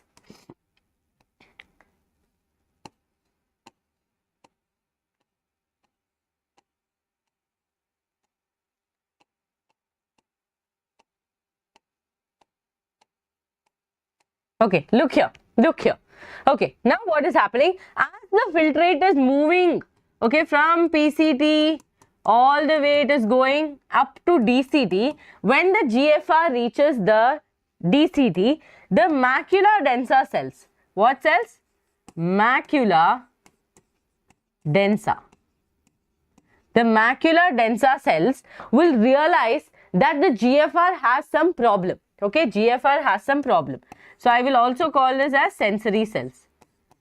Okay, they will realize, okay, they will realize that there is some issue with the GFR.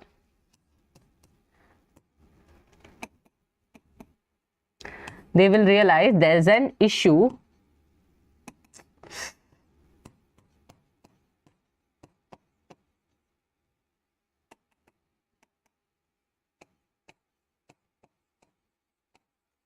problem with the filtrate.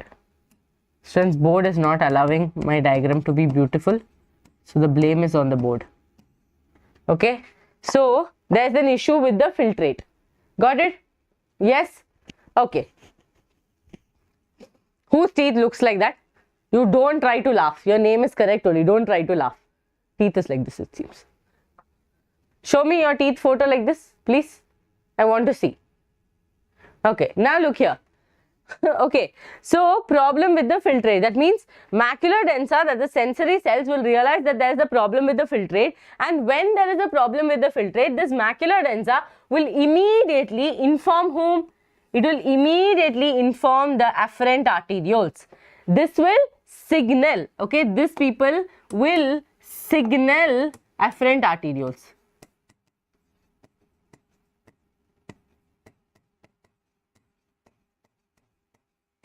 Signal afferent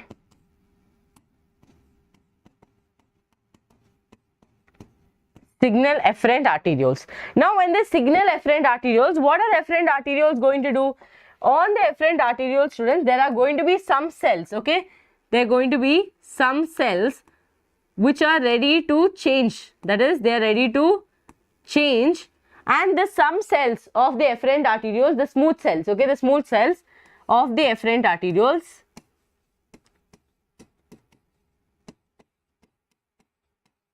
I am writing, okay, afferent arterioles will convert themselves, okay, will convert themselves to JG cells, okay, to juxtaglomerular cells.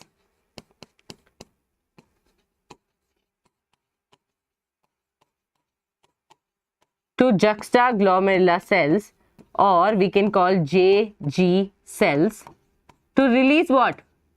To release renin. To release renin.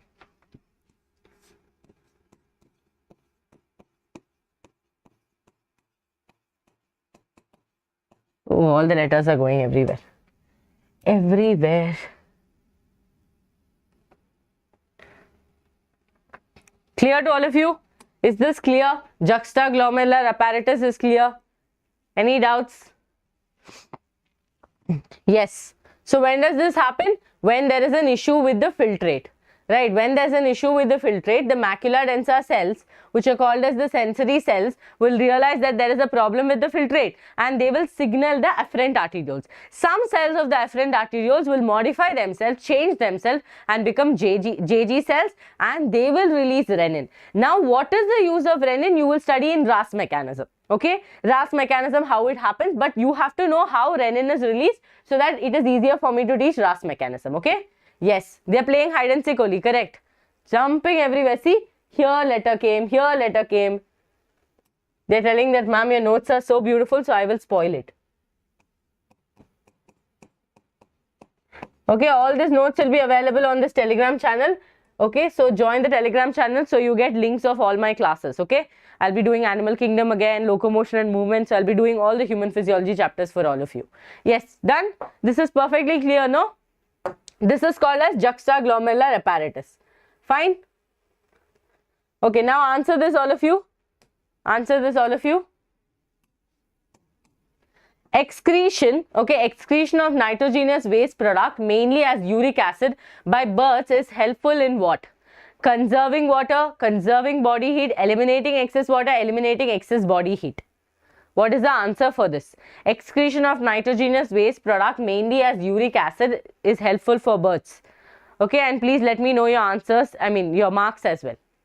Okay, your marks as well.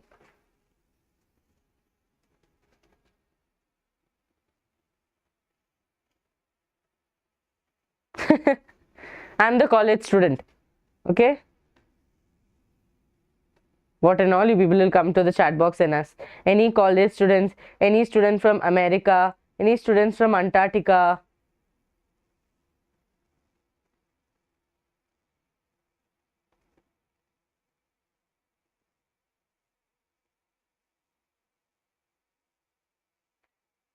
Yes, good job, good job. That is conserving water, because these people are at flight. Okay, they are flying. They cannot, take another mode. So they have to utilize this uric acid itself. Okay, so plus 4 marks for all of you who answered. Next question. A terrestrial animal must be able to actively pump salts out through their skin, excrete large amount of salts in the urine, excrete large amount of water in the urine, conserve water. All these are NCERT based question, okay? Yes, a terrestrial animal must be able to do what? Should they be actively pumping salts out through their skin, secrete large amount of salts in the urine, excrete large amount of water in the urine, or conserve water? Yes, tell. Okay, what and all the people are telling.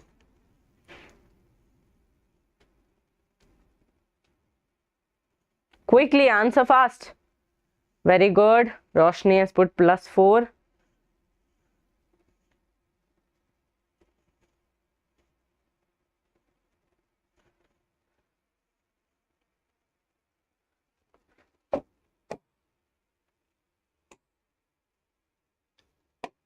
Answer this. I'm not stuck, right? Yeah. Osmoregulation is the control over. Osmoregulation is a control over the pH of the blood, removal of nitrogen from the body, osmotic properties of the cell membrane, concentration of salt and water in the body. Yes.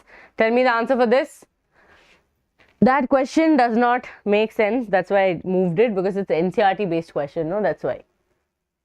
Tell me the answer for this. This should be easy for all of you. Yes, very good. I can see some answers.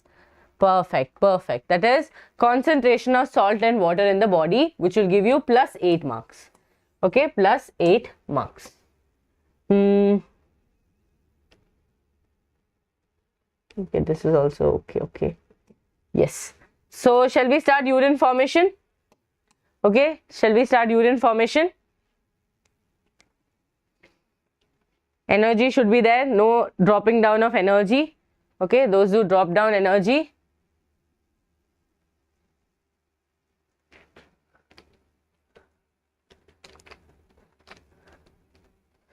You are in Anganawadi. Wow, wow, wow, wow, wow.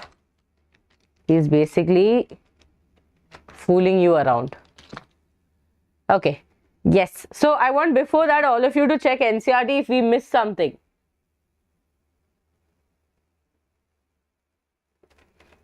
Anything did we miss? Anything to, add? Nothing, right? Okay. Chalo, let's start urine formation then. Perfect. Very good. Awesome. Energy is awesome. So, yes. So, students, urine formation takes place in 3 main steps. Okay. Urine formation takes place in main 3 steps, which is called as ultrafiltration. Ultrafiltration word actually comes because everything gets filtered out except large proteins. That's why the word ultrafiltration comes, or else you can use it as glomerular filtration. Glomerular filtration. Students, I will teach you this concept in such a way that you don't have any confusion in the future, okay? So just listen to me for next 10-20 minutes. We will learn this concept in the best way possible. Reabsorption, okay? Reabsorption and secretion. Tubular reabsorption, tubular secretion. This is what is the 3 steps that are involved in your urine formation, right? Now listen to me, that when I talk about glomerular filtration, from the term itself you understand that ma'am, it is happening in the glomerulus, right? It is happening in the glomerulus. I feel like I'm doing imposition of glomerulus. Okay, I'm drawing and drawing and drawing and it's never ending.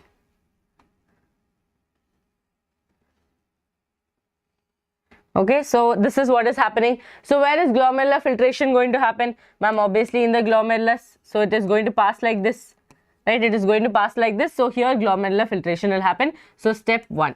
Okay, then comes tubular reabsorption. So for tubular reabsorption, this is what is going to happen. Mainly it will happen in PCT. So here tubular reabsorption will happen part 2. Secretion will happen. Whatever we have to add will happen here.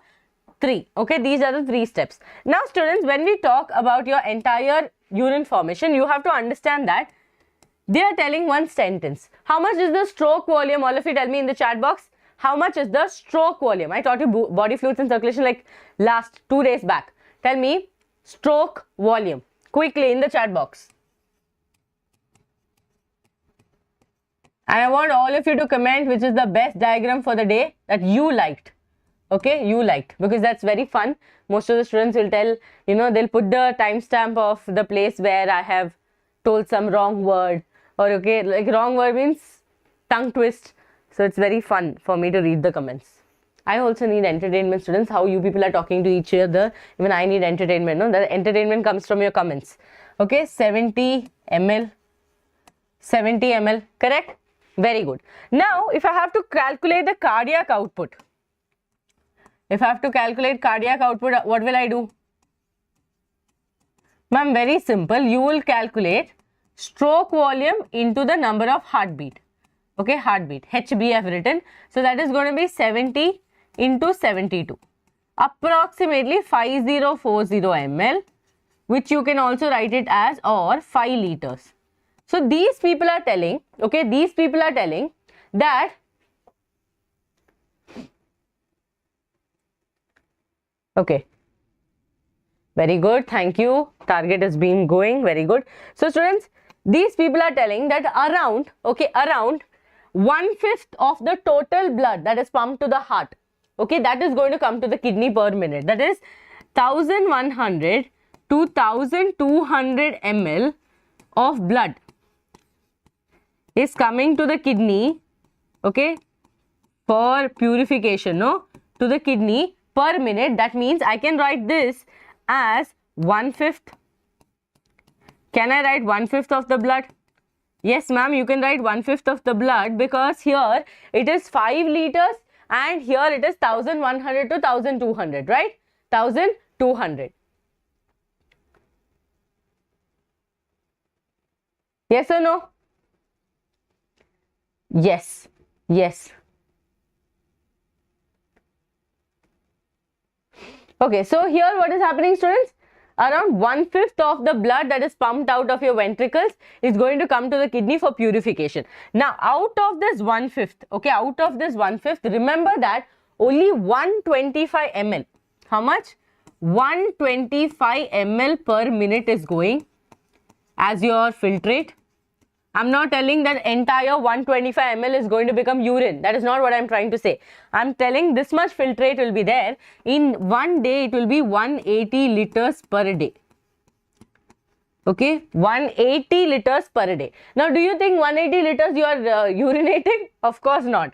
Out of this 180 liters, only 1 to 1.5 liters of urine is going out. Urine is expelled out. Clear? These numbers are clear? So, 1/5 of the blood is going to come to the kidney. Got it? 1/5 of the blood is going to come to the kidney. That 1/5 is from where? From the total cardiac output that is going to be pumped by the ventricles, 5 liters. 1100 to 1200 ml is going to come to the kidney for purification. From that, 125 ml per minute and 180 liters per day filtrate will be formed. Out of that, only 1 to 1.5 liters is going to go out as urine. Okay? Okay? Is going to go out as urine.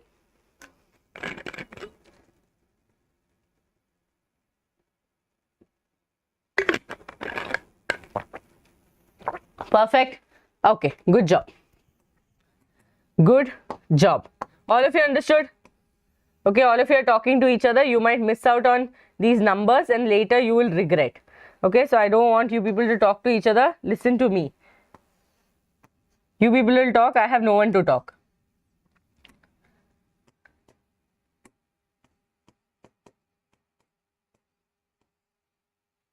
Okay, urine will be expelled out. This is the number. This is the general idea of your urine formation. Now what we have to learn? We have to learn the main portion. What is the main portion? Okay, that is about your glomerular filtration. Shall we start? Yes, ma'am, we can start. So students, glomerular filtration happens in 3 layers. Okay, so what are the 3 layers? So glomerular filtration, okay, happens with the help of 3 layers. What are the 3 layers? Endothelium,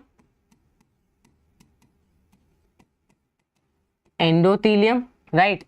Non-cellular layer called the basement membrane,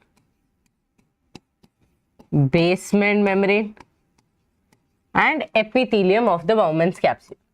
So endothelium of the capillaries, epithelium of the Bowman's capsule.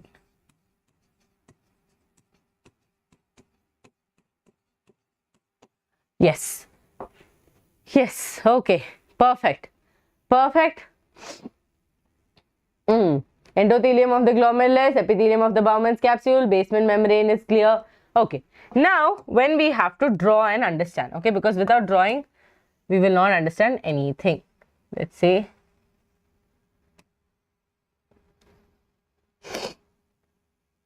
I'm so sorry.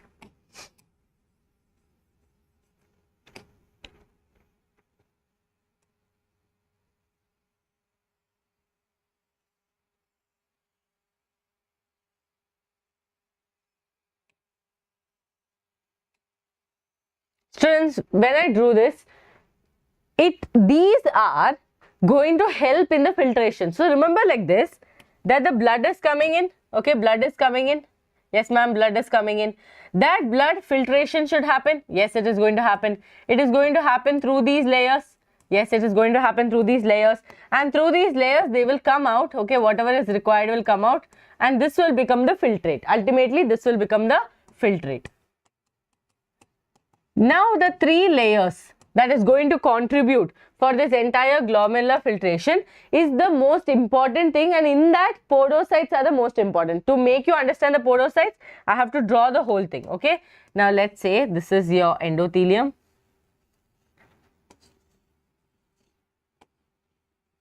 Okay, this is your endothelium.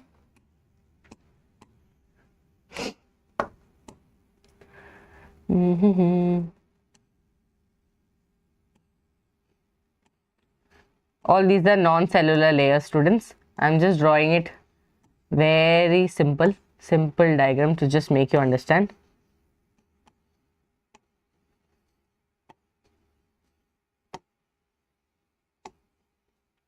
Okay, now 2 layers I've drawn. It's just like a brick arrangement I'm drawing. Okay, just one brick, that one arrangement I'm drawing. Okay, I'll just draw one layer here. Otherwise this will become confusing.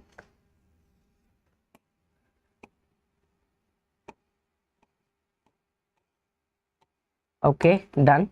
Now we will have the last layer.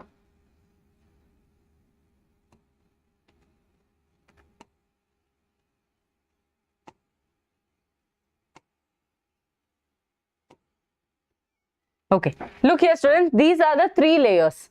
Okay, these are the 3 layers that I'm talking about. So this is going to be what? Ma'am, this is going to be endothelium. Okay, this is going to be endothelium. Yes, this is endothelium, very right.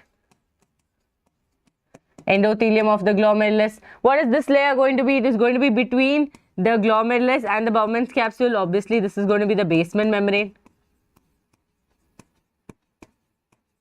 Then what is this going to be? So students, the epithelium of the Bowman's capsule is arranged in an intricate manner. Like how these 2 hands are, no? These 2 hands are. Like this, in an intricate manner they are arranged, where they have spaces in between. Okay, where they have spaces in between. So these are those podocytes. The epithelium of the Bowman's capsule is arranged into an intricate pattern which forms the podocytes, and between the podocytes there are spaces which are called the filtration slit. What is it called? The filtration slit. Or we can also call it the slit pores. Okay, we can also call it the slit pores. Clear? Now why is this filtration slit or slit pores made? Slit pores made so that we can purify, like the filtrate can move, right? The filtrate has to get filtered out. Now imagine space is not there. I'm holding it like this. Do you think the blood will get filtered out? No. So this podocyte, that means the epithelium of the Bowman's capsule, is arranged in an intricate manner, and those cells we can call it as podocytes, and between them whatever spaces you are seeing, these spaces are called as filtration slit or slit pores. Perfect? Any doubt? Okay, so here students, between these, okay, between these, like let's say these are the intricate, okay, these are the podocytes. Between these there are going to be spaces through which the filtrate can pass out. Okay, through which the filtrate can pass out. Can you see the spaces? Yes, very good, very good. I hope this is clear. Please put a thumbs up in the chat box if it's clear. Anyone has a doubt? If any of you have a doubt, you can ask the doubt as well.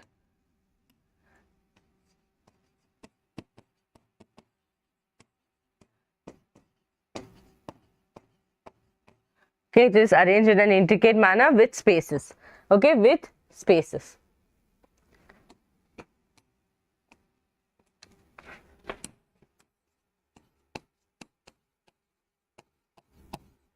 So students, these both are cellular layers. Remember that all the time. Okay, these both are cellular layers. Just like how we studied in breathing, no? Similarly, this is also cellular. Okay, some epithelium lining will be there. This is the non-cellular part, because this is the space between them. Okay, this is the non-cellular part. Fine. The 3 layers are going to be very good. The 3 layers are going to be endothelium of the glomerulus, basement membrane, epithelium of the Bowman's capsule. Done, done, done. And this is how the structures are going to look. So I have drawn a simple diagram just to show you the 3 layers. Now with these 3 layers, what is going to happen? Ma'am, obviously the filtrate is going to pass in, right? So the filtrate is going to move in. Okay, filtrate is going to move in, and it is going to pass down through these pores, and it is going to move forward into your PCT. Now students, you have to understand the filtration is so organized, so well, that everything goes out of the cell, like your plasma, everything goes out of the cell from the blood except for the large proteins. Okay, except for the large proteins. So the filtration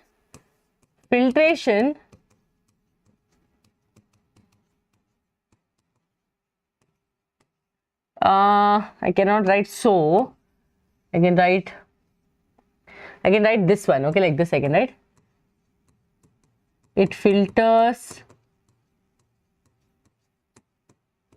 out everything in the blood except for large proteins. Okay, except for large proteins. That is why this process is called ultrafiltration. Okay, that is why this process is called ultrafiltration. I'm using an entirely different color so that you can understand that this is important. That is why this process is called ultrafiltration. Done? No doubts, right? Okay, very good. Large proteins, okay. Everything passes out of the lumen except for the larger proteins. Except for the larger proteins. Yes, very good. So this is your glomerular filtration and these are the 3 layers. Okay, these are the 3 layers. Now we have to learn about PCT, DCT. One second, I will just bring one of the slides on the top. I want to tell you people one thing so that you know the diagram will be clear to all of you. Okay, after that we'll go to PCT, DCT. Yes. So students, here, okay, here, let's just draw the tubule. Okay, let's just draw the tubule.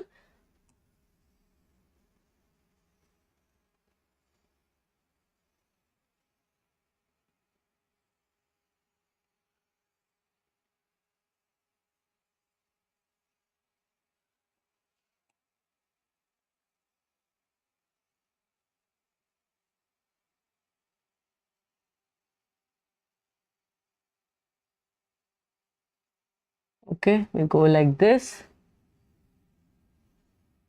Okay, now most of the students get confused in this one portion. Okay, most of the students get confused in this one portion. So we will clear it today itself. So look here students, now when I talk about, okay, when I talk about your PCT, DCT and glomerulus, how the filtration is going to happen, you have to remember 2 arrow marks. Okay, you have to remember 2 arrow marks. So I'm going to teach you about this arrow marks. First process that is going to happen is tubular reabsorption, right? When tubular reabsorption happens, students, you have to understand that the arrow mark that is facing outwards, reabsorption means what? I have to give these things from the tubules to the body, okay, to the body. Where did you learn the diagram, sir? I just draw like that. Okay, look here, students, this is your tubules, okay, this is your tubules. Carefully listen to me. This tubules, in this tubules, if there are something that is necessary for the body, where will I give it? I will give it outside like this. So the arrow mark is pointing outside. Okay, fine, understood. Now in the body, there are some things which I need to give it to the tubule so that we can do the excretion. The arrow mark is going to be like this. Correct? Okay, correct? Yes or no? Wow, very nice. Okay. Okay, so here what is going to happen? When I draw the arrow mark like this, okay, when I draw the arrow mark like this, that means what am I going to do? What am I going to do? Reabsorption. Okay, that means I'm giving it to the body. I'm giving it to the body.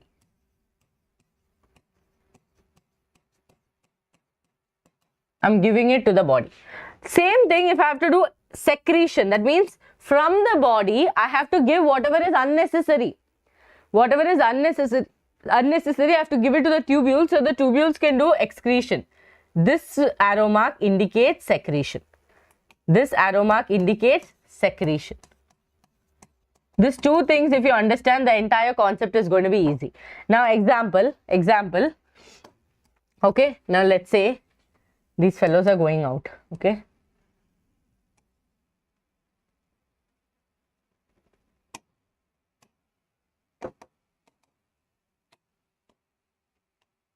What and all do you want to reabsorb, students? Look at the diagram and tell me.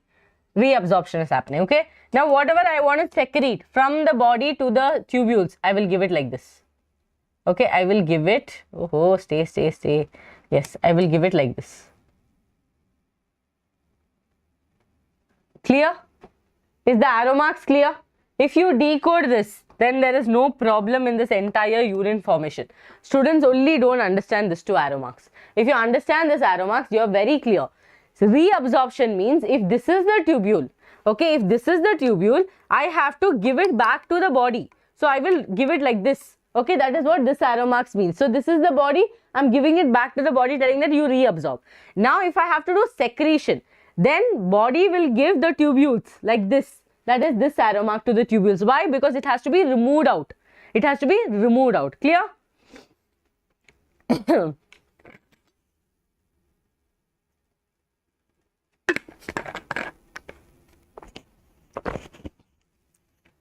Perfect, no doubts. Okay, now what secretion happens? Always remember, your secretion of mainly three things only happen. That is your NH4, like your highway, no? Remember like that only. NHK. NHK. N for ammonia, H for H plus, K for K plus. Always these three secretions only will happen. Now, when we talk about absorption, okay, we have to talk about active and passive absorption. That means the one which we are going to utilize energy and the one where we will not utilize energy. Okay, so active and passive absorption we have to talk about. Active students, you can remember GANK. Okay, GANK. GANK. Actually, I think this terminology boys use while they are gaming or something. GANK. Okay, so G for glucose. Okay, A for amino acids, N for Na plus, K for K plus. So this is GANK. Okay, this is the substance that you're going to actively transport. Active means what?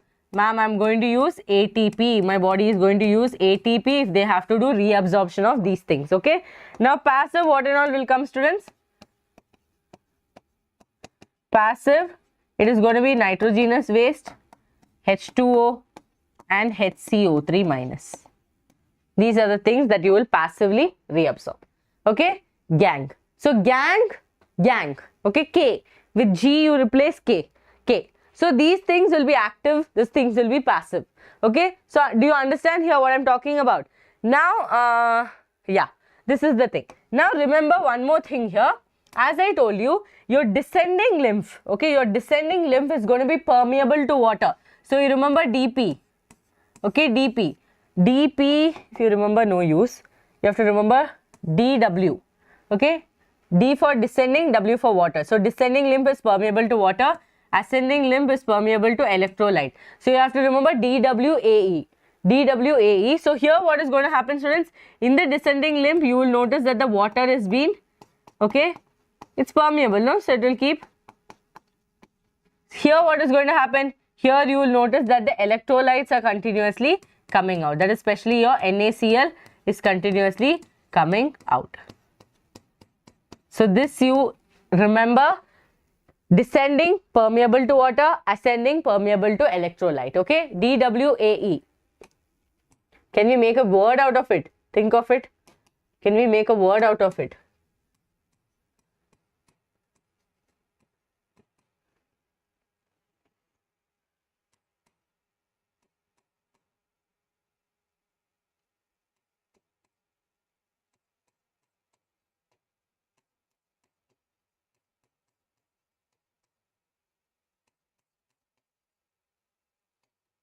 This is how I make tricks, students. I try like this 100 times to finally get a trick. Okay, so people who tell, no ma'am, what is there in the trick? Try to make it. It will take you an entire day to make it. Okay, Animal Kingdom, I sat like this and I made so many tricks. Okay, you can think Davard. Okay, no, Davard, no. Dave. Dave, you can remember. W for water.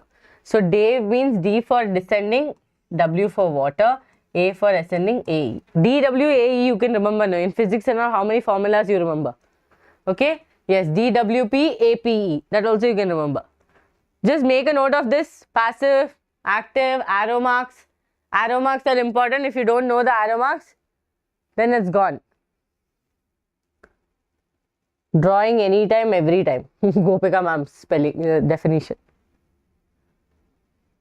Those who haven't liked the video, quickly like the video. Don't be lazy. If you are lazy, then you will be. They tell, no, if you don't share this message to 10 people on WhatsApp, then you will have bad luck.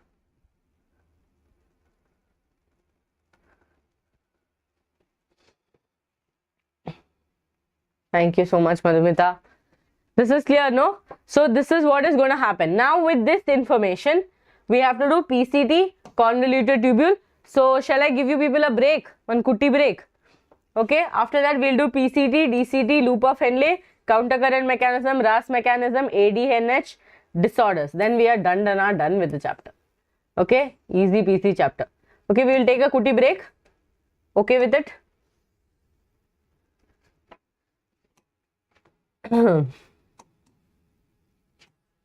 Come back, okay? Don't run away. See, board wants break.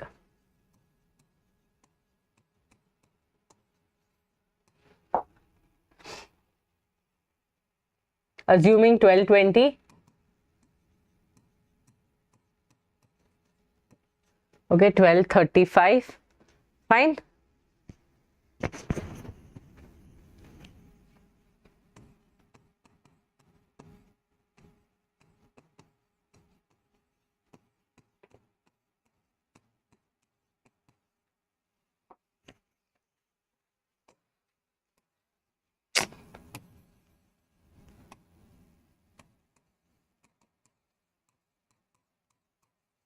Okay.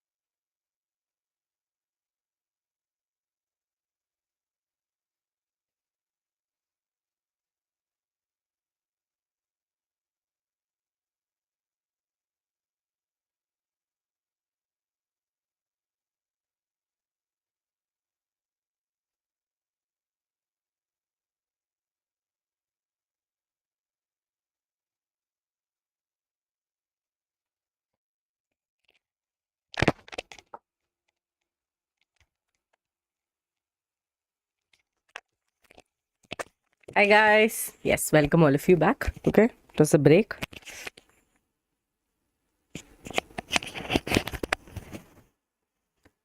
Yes.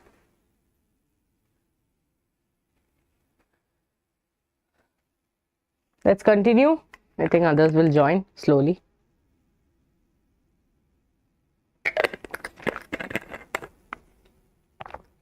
Chalo, let's start.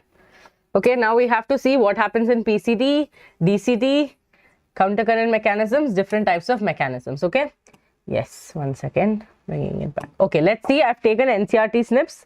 Okay, so I can teach you and I can explain all of it very clearly to all of you. Okay, now proximal convoluted tubule is lined by simple cuboidal brush border epithelium. This I already mentioned to all of you. Why they have given this? So that we can do maximum reabsorption. We have studied very clearly in animal tissues that if they have brush border epithelium, that means these people are going to help with absorption, right? They are going to have villi and microvilli on their on the top of it, so that they can do maximum reabsorption. Maximum reabsorption can be done, right? So this is easy, which increases the surface area for reabsorption nearly all of the essential nutrients. Okay, important, what and all is getting reabsorbed? All essential nutrients and 70 to 80% of the electrolytes and water.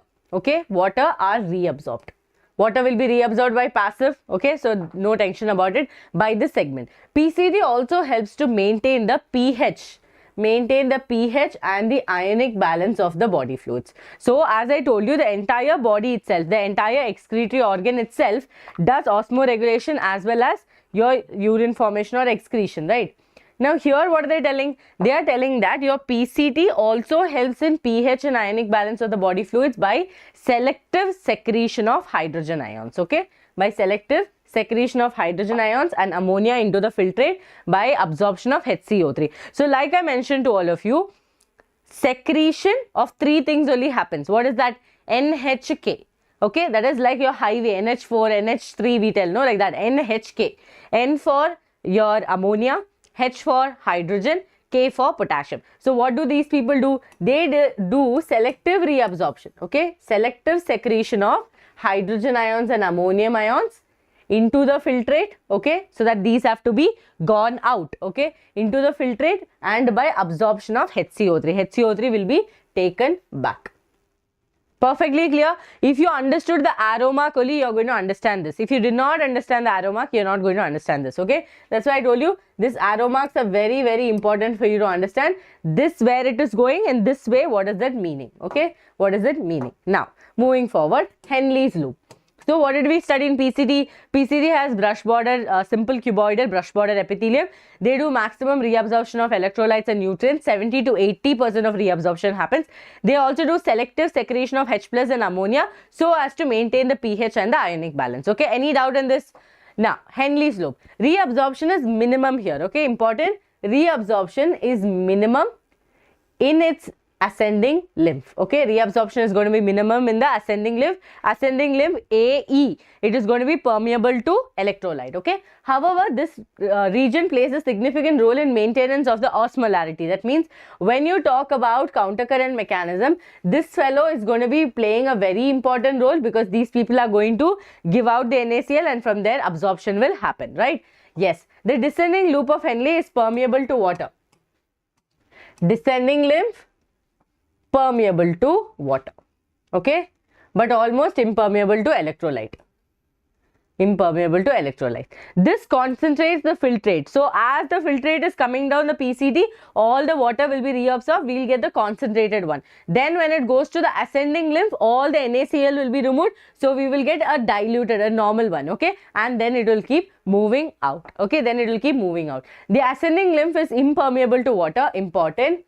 Ascending lymph is impermeable to water but allows the transport of electrolytes actively or passively. So here reabsorption is less, but then they are going to help in the transport and movement. Okay, clear or not? Okay, yes. Now, therefore, as the concentrated filtrate pass upwards, it gets diluted due to the passage of electrolytes. Simple thing, no students? Isn't it simple that let's say this is your loop of Henle. Okay, this is your loop of Henle. If this is your loop of Henle and here I am taking in all the water, if I am taking in all the water here, then definitely the electrolyte inside, the filtrate inside is very concentrated. Now as it is going up, here the electrolyte is taken out. Here what happens? Here dilution will happen. So that is what they are telling in the last statement, yes or no, that as the concentrating filtrate pass upwards, diluted due to the passage of electrons to the medullary fluid, which you have to study in your counter current mechanism. Last we have distal convoluted tubule out of the renal tubules. Conditional reabsorption. Conditional reabsorption of sodium and water takes place in this segment. That means whenever we need, that whenever our body is doing diuresis, whenever our body is losing all the water, that time we will tell this fellow that you please do conditional reabsorption, okay. DCT is also capable of reabsorption of HCO3 and selective secretion of, again secretion you see which and all, hydrogen and potassium ions, okay, and ammonia. So I told you, no, NHK is only thing that you have to remember. These are selectively secreted by the PCT and the DCT to maintain the pH and the sodium potassium balance in the body. Fine, any doubts? So PCT also will do selective reabsorption, sorry, selective secretion. Okay, selective secretion. Even your DCT will do selective secretion. Okay, here who is going to go? H plus, that is out of NHK, N and H is going to go. That is N ammonia and H plus. Here what is going to go? NHK is going to go. Okay, NHK is going to go. NH3, H and K. All three are going to go. Okay, yes. Yes, descending limb permeable to water, ascending limb impermeable to water, very good. Ascending limb permeable to transport of electrolytes. Okay, transport of electrolytes. Now, here goes the most important diagram. Now, my students will understand this by looking at the arrow marks. Now, students, these arrow marks indicate what? Tell me all of you in the chats. These arrow marks indicate what? In the chats, quickly. Quickly. Fast, fast, fast, fast. Fastest finger is going to win today. Tell me, what does that arrow mark indicate? What did I tell you that arrow mark indicate?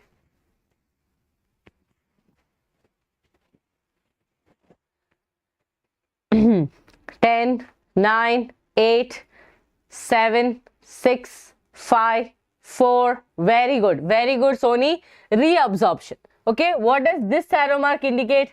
If that is reabsorption, this should be secretion. That means body is giving these 4 people, okay, these 3 people, that is NHK, telling that we do not need this, you please secrete it out. Okay, so that is what is happening here.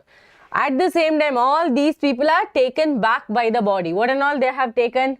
What and all they have taken? They have taken HC, HCO3, NaCl, H2O, nutrients, K plus, again NaCl, H2O, H3. Okay, so here we can say Na,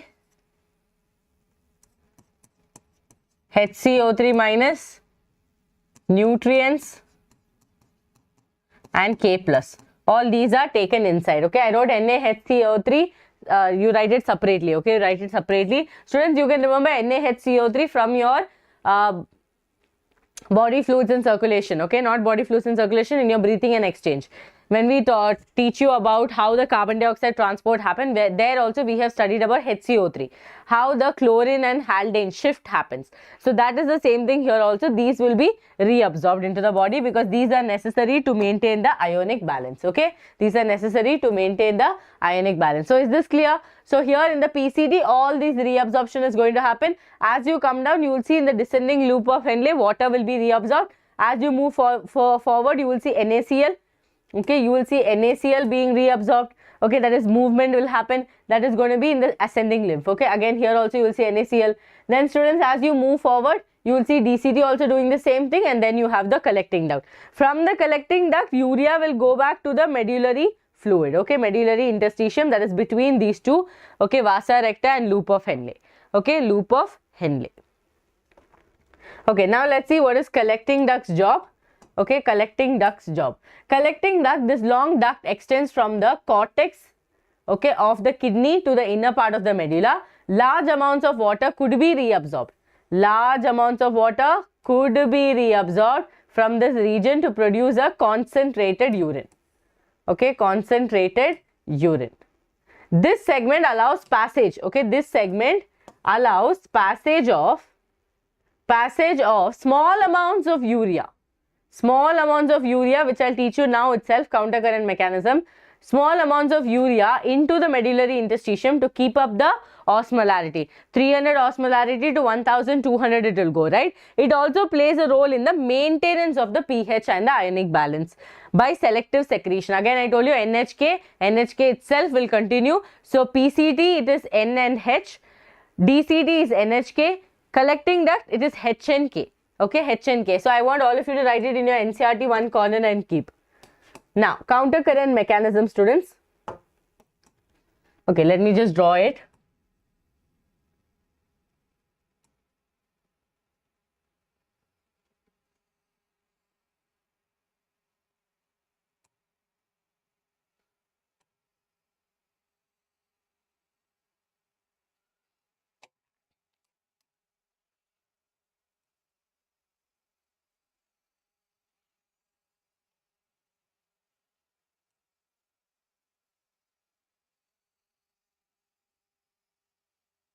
Okay, so I have drawn two tubules, right? I have drawn two tubules. Now, if I have to separate these, okay, I have to separate these. What is this? This is one tubule, okay. If I have to separate the other one also, okay, like this. These are the two things. Now, why have I separated it? To show you how many countercurrent mechanism happens in our body. First countercurrent mechanism, descending loop, ascending loop. First countercurrent, what is countercurrent? Any two things or any two tubules who are working in cross section. That means what? Vice versa. Let's say I am going in and out. You are going out and in. That means what? Vice versa. So, two tubules which are in close proximity but are working opposite. Okay, in opposite directions is called as countercurrent. Okay, countercurrent. We tell no, oh my god, what a counter. Okay, when we see this debate, when we see this roasting video, we'll be like, wow, what a counter. That means what? Something that is told opposite to that first person. Right, here also same thing. First countercurrent mechanism is going to be between DOH and AOH. Okay, that means ascending loop of Henle and descending loop of Henle. Ascending DLOH and ALOH. Descending and ascending loop of Henle. Second countercurrent mechanism is going to be between ascending vasa recta and descending vasa recta. Ascending vasa recta versus descending vasa recta. Got it, all of you? Okay. Then the third countercurrent mechanism is going to happen between them, because vasa recta is exactly present near the loop of Henle. So the third countercurrent mechanism will happen between the two of them. Okay, now let's see how it is going to happen. Okay, how it is going to happen. So students, here, see, since you do not know about vasa recta, you first label the loop of Henle.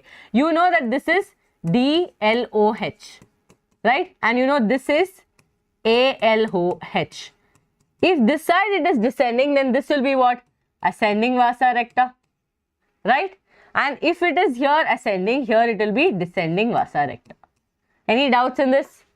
Any doubts in this? So you understood how they are countercurrent mechanism? These two are countercurrent, these two are countercurrent. They by themselves are countercurrents to each other as well.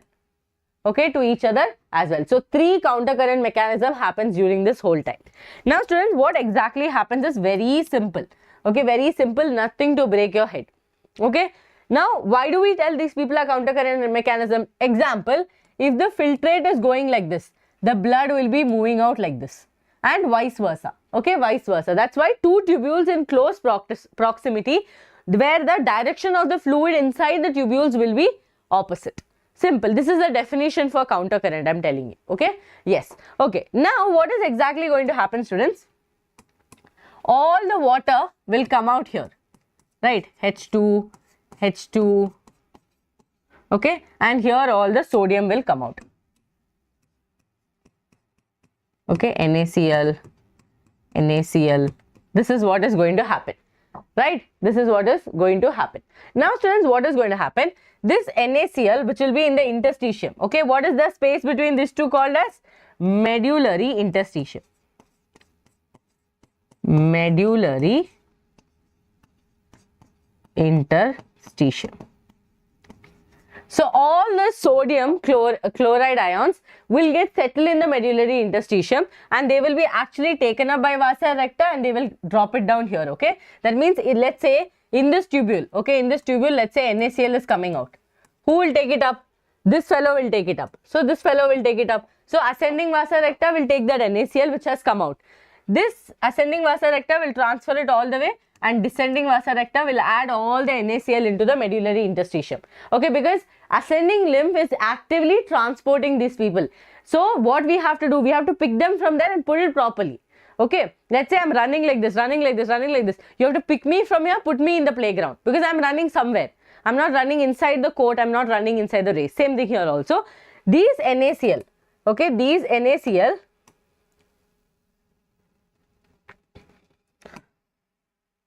okay, these NaCl will be picked up by the loops, okay, by the vasa recta and the vasa recta, and they will add it into the medullary interstitium. So I am just putting some pink dots that indicate that NaCl is present, okay, NaCl is present. Clear? Yes or no? So whatever this fellow is going to give out, this fellow is going to take it up, okay, NaCl. Now students, further the concentration we need to increase. Why? We need to make sure this solution is hypertonic. This interstitium is hypertonic. If it is not hypertonic, how will we concentrate the urine? We need to make sure that the pH is balanced, ionic balance has to happen. So what we will do, we will make this region as concentrated as possible so that all the water oozes out and the urine goes as concentrated, okay. We do not want to waste any water. So here we realize that, okay, NaCl is there, but it's still not enough. So what we will take the help of? We will take the help of your collecting duct, okay. We will take the help of collecting duct. I will just write here in one box. We will take the help of collecting duct. What is collecting duct going to do? He is going to give urea to us. He is going to give urea to us. Correct? Yes or no? Yes. So here, what is going to happen? What is going to happen? He is going to give us the urea, which can increase the concentration and the osmolarity of this medullary interstitium. Now this has become a hypertonic solution. Yes ma'am, it has become a hypertonic solution. So now what is going to happen students? From the tubules, the water is going to be expelled out. Okay, from the tubules, the water is going to be expelled out. From everywhere, water is going to come out. Okay, this way what has happened? What has happened? We have increased, okay, the urine concentration. Urine concentration has increased. Okay, now from where to where the osmolarity has come? The osmolarity has started from 300 to 1200. Okay, this much it has come. From 300 to 1200 increase has happened in the osmolarity. I don't have this gender issue, no, so I will just tell everyone he, she, whatever comes in my mouth. Okay, yes, 300 to 1200 ml. This will increase the osmolarity, automatically helping in the increase in the urine concentration. So loop of Henle actually helps in the increase in the concentration of the urine. Is this clear? The concept is very simple. Okay, what is countercurrent mechanism? What does it do? Basically, they will accumulate the NaCl and urea in their medullary interstitium so that water can be oozed out from the fluids. All that can be reabsorbed because hypertonic solution, obviously, it will come out and we can concentrate the urine with more electrolyte and less water. That's all that happens. Okay, so this is countercurrent mechanism. Okay.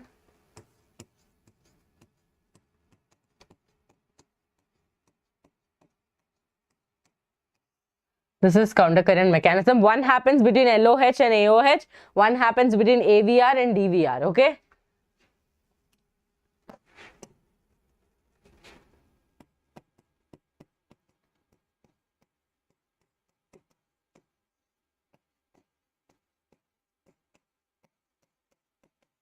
Okay, ascending vasa recta. I've just written one so that you know what is AVR. Because tomorrow after 10 days you will open your book and study. That time you will forget of what is AVR. Okay, done. Counter current mechanism is clear. So that will increase the concentration. Okay. Next mechanism for increase or whenever there is an issue with the fluid is going to be a RAS mechanism. Okay, what is RAS mechanism? Fantastic, ma'am. Thank you. Okay, what is RAS mechanism? Students, RAS stands for renin angiotensin aldosterone system. This is the full form of it. Now you know what is renin, right? We just studied what is renin. Now if you go back to that slide, will you be able to tell? One second, students. Yeah. So if we go back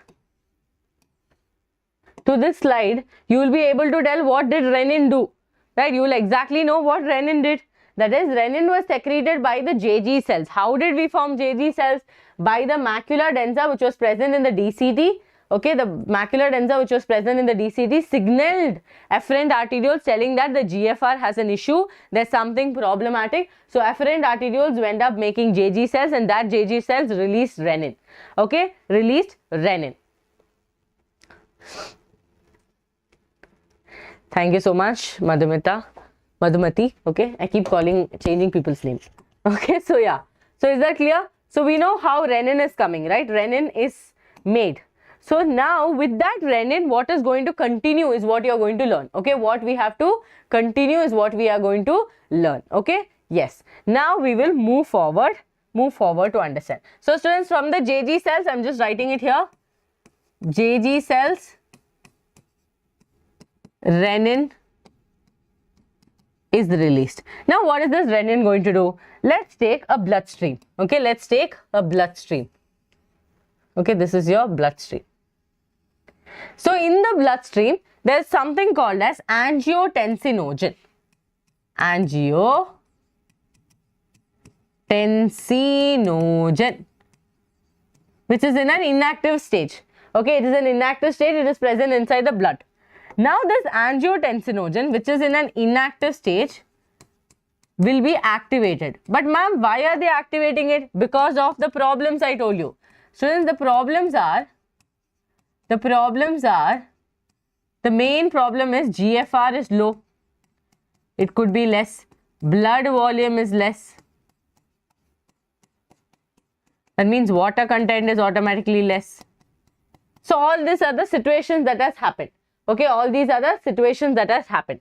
Now this renin, okay, this renin, we will change the color. I'm bored of the color. Okay.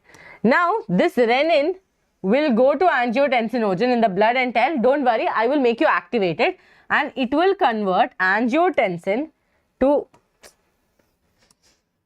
okay, it will convert angiotensin to angiotensinogen to angiotensin 1.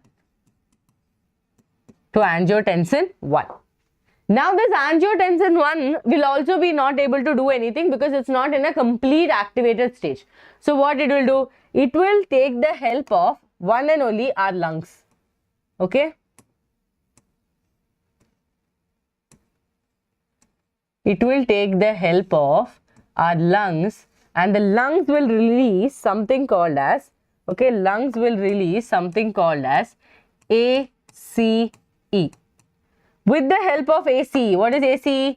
Angiotensin converting enzyme. Okay, with the help of ACE that is secreted by the lungs, we will be able to convert angiotensin 1 to angiotensin 2. Angiotensin 2. Now students, this angiotensin 2 is capable of doing everything. Okay, capable of doing everything, but angiotensin 1 was partially activated. Angiotensin 2 is the activated form. Now angiotensin will be like, okay, what's the problem?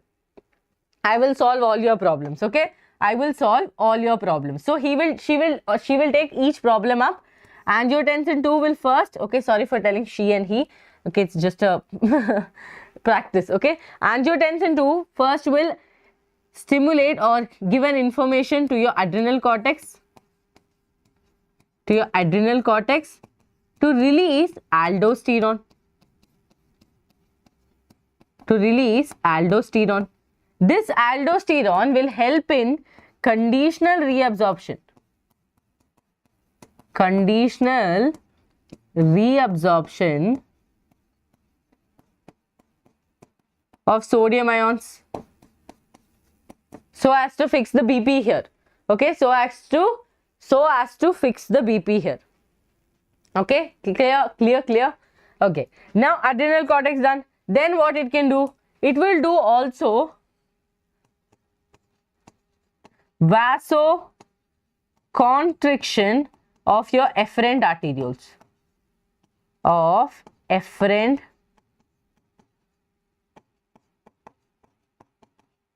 arterioles. Ma'am, but why efferent arterioles, you can ask me? Okay, I will not answer. No, joking. Okay, so here, look here.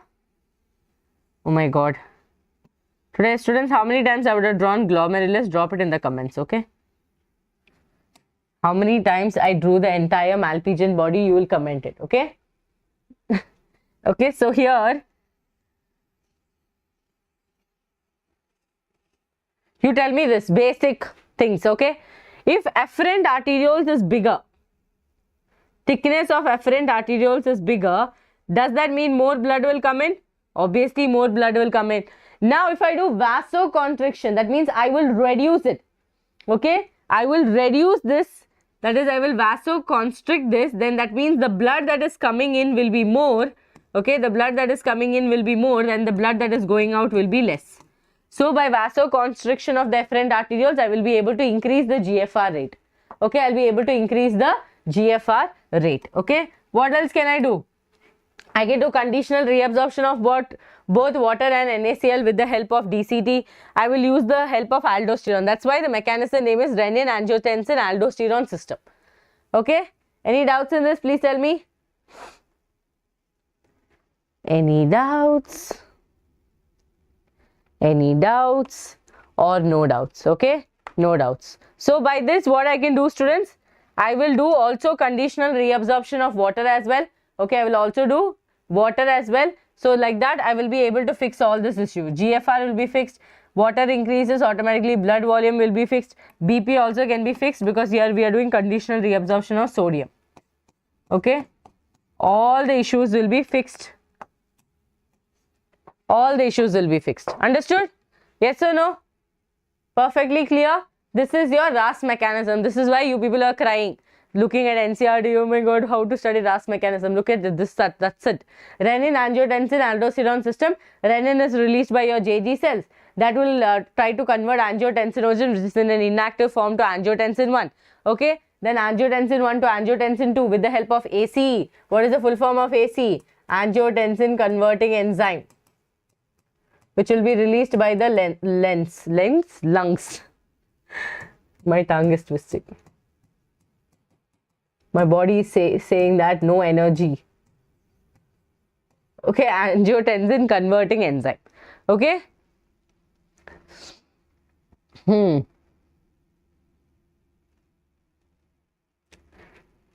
Okay, aldosterone, which will do conditional reabsorption of sodium. Oh, I didn't write water. Huh?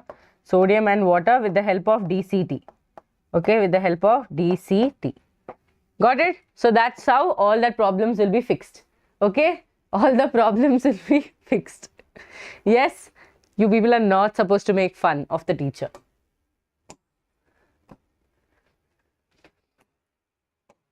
Yes, so next is ADH mechanism.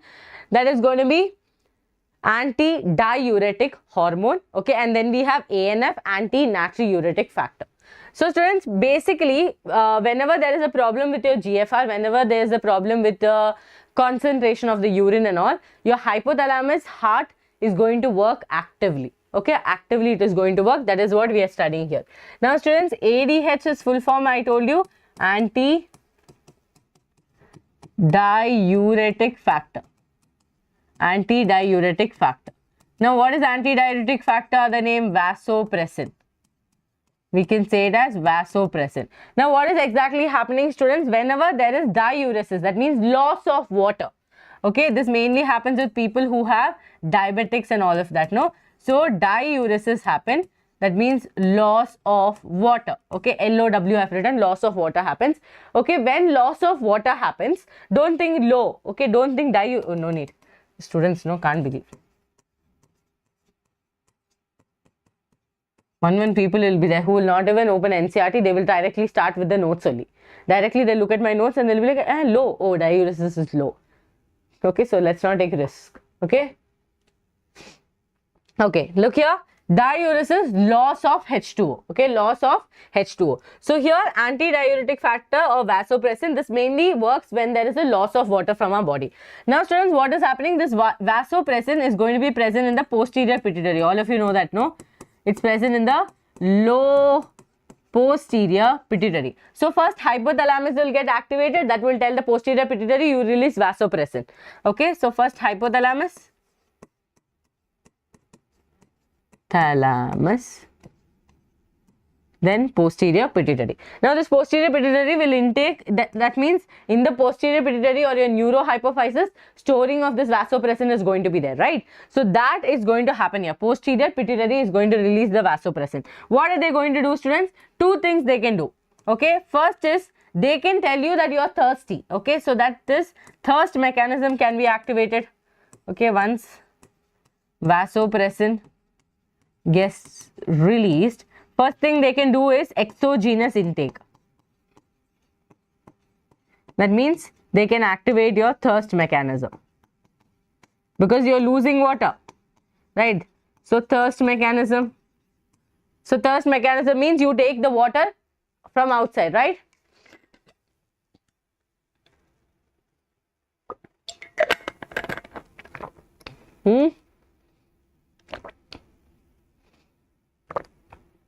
Okay, activate thirst mechanism is the first thing that they will do. Second thing they will do is conditional reabsorption.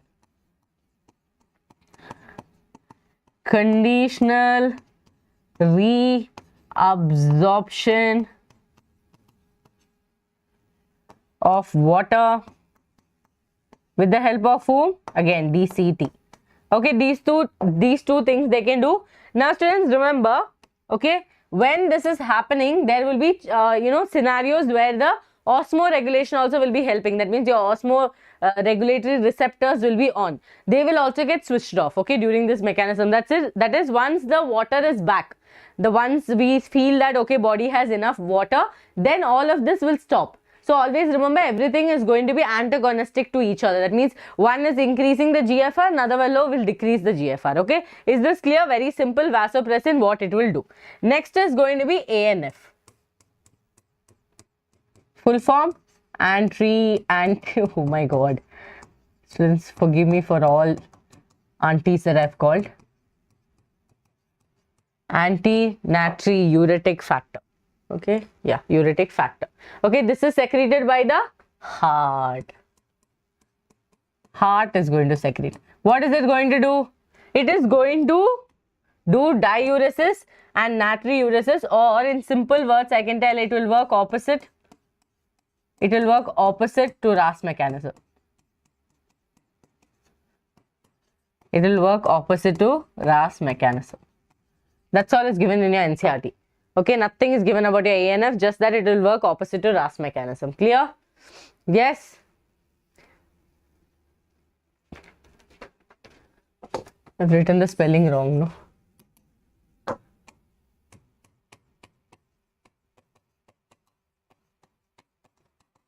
Okay.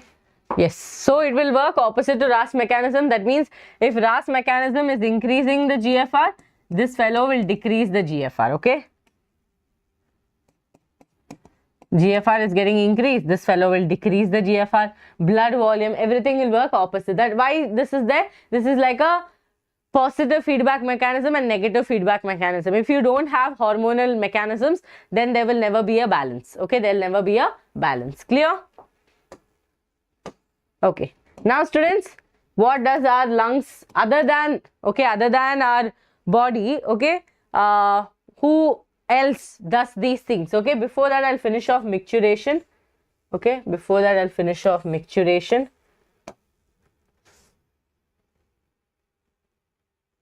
Yes, okay. So micturition I already taught you a little, so it will be easy for you to remember. Okay, it will be easy for you to remember.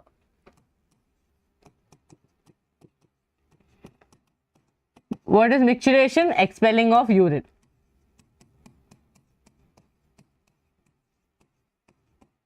How does this happen, students? Okay, in this urine, remember 25 to 30 grams is going to be your urea. Okay, 30 grams of urea will be present.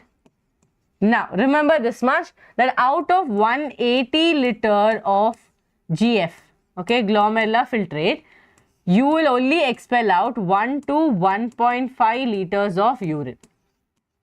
That means what? That means ultimately 99% reabsorption.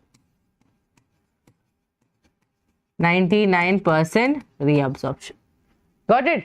99% reabsorption will happen. Now, how does micturition happen? I told you that there are stretch receptors. Okay, stretch receptors. These stretch receptors will send signal to whom? Will send signal to the CNS. Okay, CNS. CNS will send signal to the detrusor. Okay, to the detrusor muscle in the urinary bladder, saying that you please contract. Okay, you contract and expel out the urine. Correct? I have a disease called answering to the questioner. Drama, you people are no less. Okay, CNS, detrusor muscle will contract, and that contraction will lead to the contraction of the urinary bladder. Okay, contraction of urinary bladder.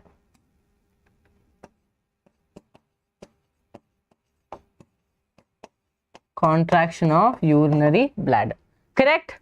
That contraction of urinary bladder, okay, that contraction of urinary bladder will lead to the relaxation of your sphincters.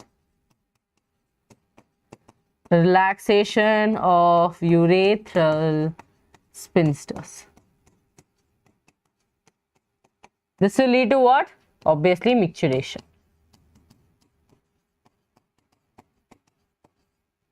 Okay, this will lead to micturition. Done. This is all about micturition. Okay, this is all about micturition.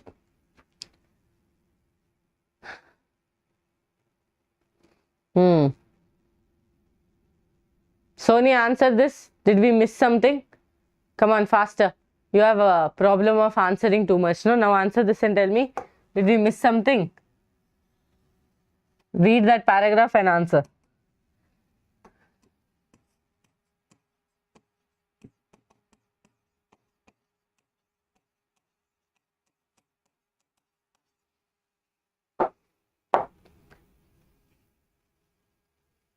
Clear? This is how micturition will happen. As I told you, if the stretch receptor gets damaged, that will lead to continuous leaking of the urine. Okay, continuous leaking of the urine. Internal sphincter is involuntary, they are not in your control. As soon as urinary bladder contract, that will open. But your external sphincters is in your control, you can control it. So the filling of urinary bladder is how much?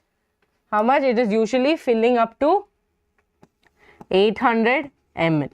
Okay, 800 ml is the capacity.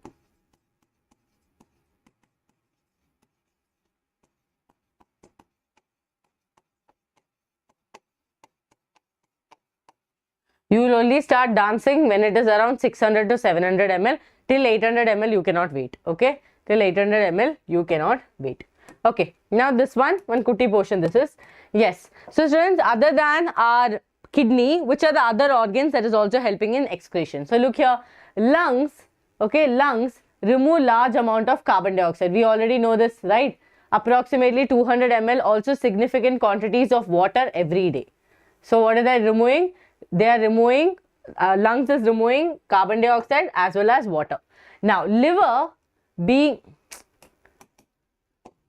the largest gland in our body, secretes bile containing substances like bilirubin, biliverdin, cholesterol, okay, and degraded steroid hormones, vitamins and drugs. Because all of you remember, whatever we eat, no, the tablets, all of that, it goes to our liver. then breakdown happens, then it gets spread to our body. So if the liver is not able to digest, that means it's too much of a dose for your body. Okay, so here biliverdin, bilirubin, cholesterol, degraded steroid hormones, vitamins and drugs. Most of these substances ultimately pass out along with the digestive waste. Okay, next one. The sweat, I'm marking everything with different colors so it will be easy for you to underline. Okay, the sweat and sebaceous glands in the skin can also eliminate certain amount of salts. All of you know that, no? Through their secretions. Sweat produced by sweat glands is watery fluid. What does this have? NaCl and small amounts of urea, lactic acid. Urea and lactic acid. Clear? Yes, urea and lactic acid. Though the primary function of sweat is to facilitate a cooling effect of the body, they also help in removal of slight amount of waste. Now, sebaceous gland, okay, sebaceous gland, that is your oil gland, eliminates certain substances like your sterols, okay, hydrocarbons and waxes through the sebum. Now all of you take this, like you don't have glasses, no? Like if you do this and if you do this, you will see oil on your hands. This is because of your oil gland. So what are they releasing out? Sterols, hydrocarbons and waxes. Okay, and these secretions provide a protective oily covering for the skin. Do you know that small amount of nitrogenous waste could be eliminated from the saliva as well? Okay, saliva as well. Dikshita, I did not finish the class. Where are you going? Bye. Okay, clear? Yes. So this is how the whole thing is happening. Very simple. Lungs is going to remove out, okay, lungs, carbon dioxide and water, okay, carbon dioxide and water. Then you have liver giving out so many things, right, like bilirubin, cholesterol, biliverdin, so many things it is giving out, okay, etc, etc. Then you have to remember sebum, you have to remember sweat and saliva. This three you remember, okay. This three also you people remember, add on. Yes. Okay. Oil is protective layer there, also for lubrication, okay, because for lubrication, like how every part of our body needs lubrication, they are going to provide the lubrications. Okay, now we are going to come to the last topic, that is disorders. What are the disorders that could be caused because of any kind of, you know, add-ons or any kind of accumulations? Now I'm going to tell you just about dialysis. Okay, now students, remember, renal failure can happen.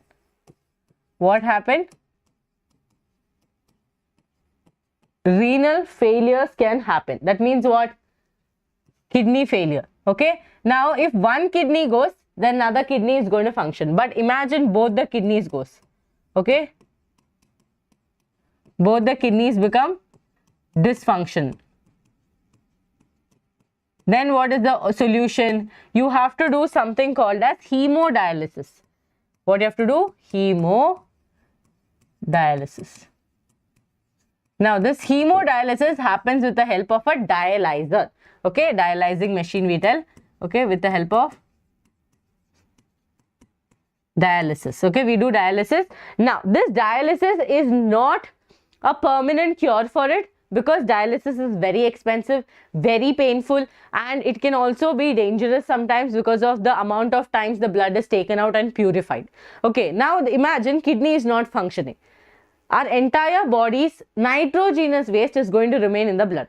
Now students, to people, dialysis time will be different. For some people it will be 3 months, some people it will be 6 months. So like that variation can happen. Some people it will be weekly. So that kind of things happen. Every dialysis, okay, every dialysis is going to be difficult to do because of the amount of cost it is going to have and the pain. So what is exactly going to happen? Remember, in hemodialysis, there is going to be a presence of a cellophane tape. Okay, for you it is mentioned very simple way. So I'm also going to teach you that way.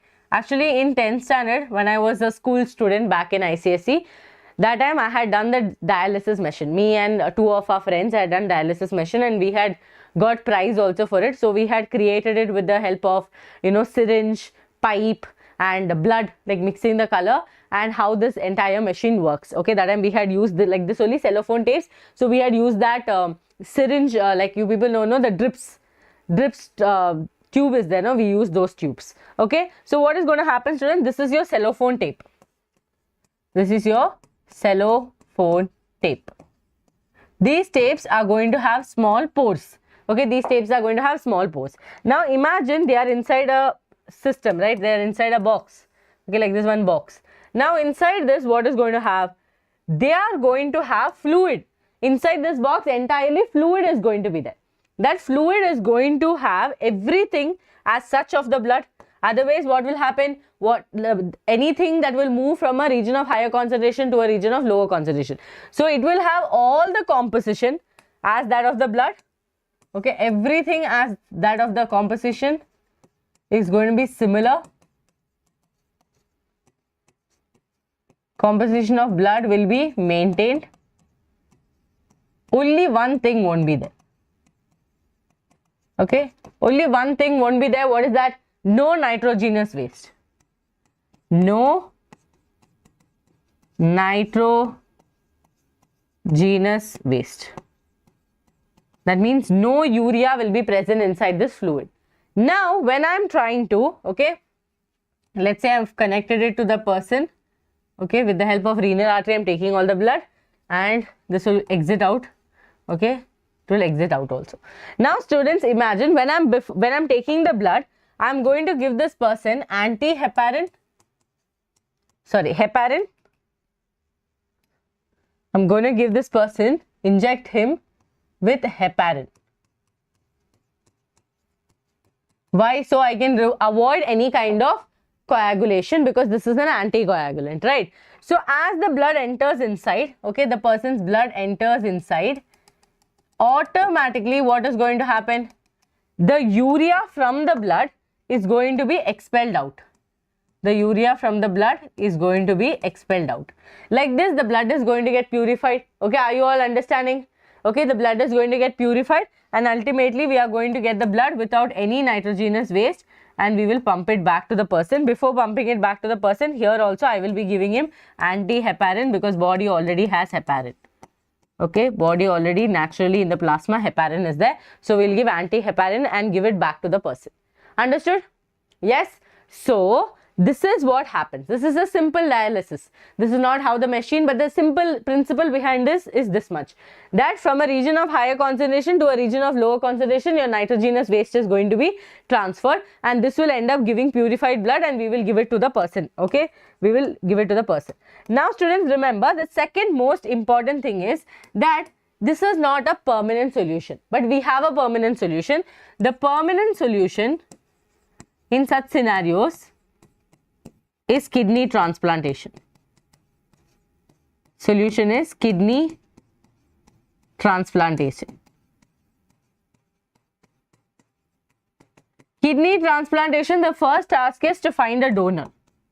Okay, to find donor.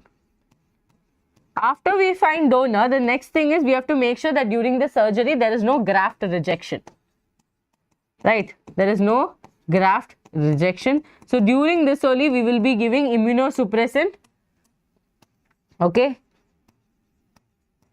immunosuppressant called cyclosporin A.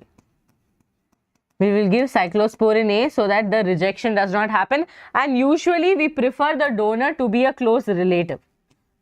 Okay, close relative. Okay, so a person can give. 2 kidneys are there, no? So a person can give. Okay. Sony has already given the kidney.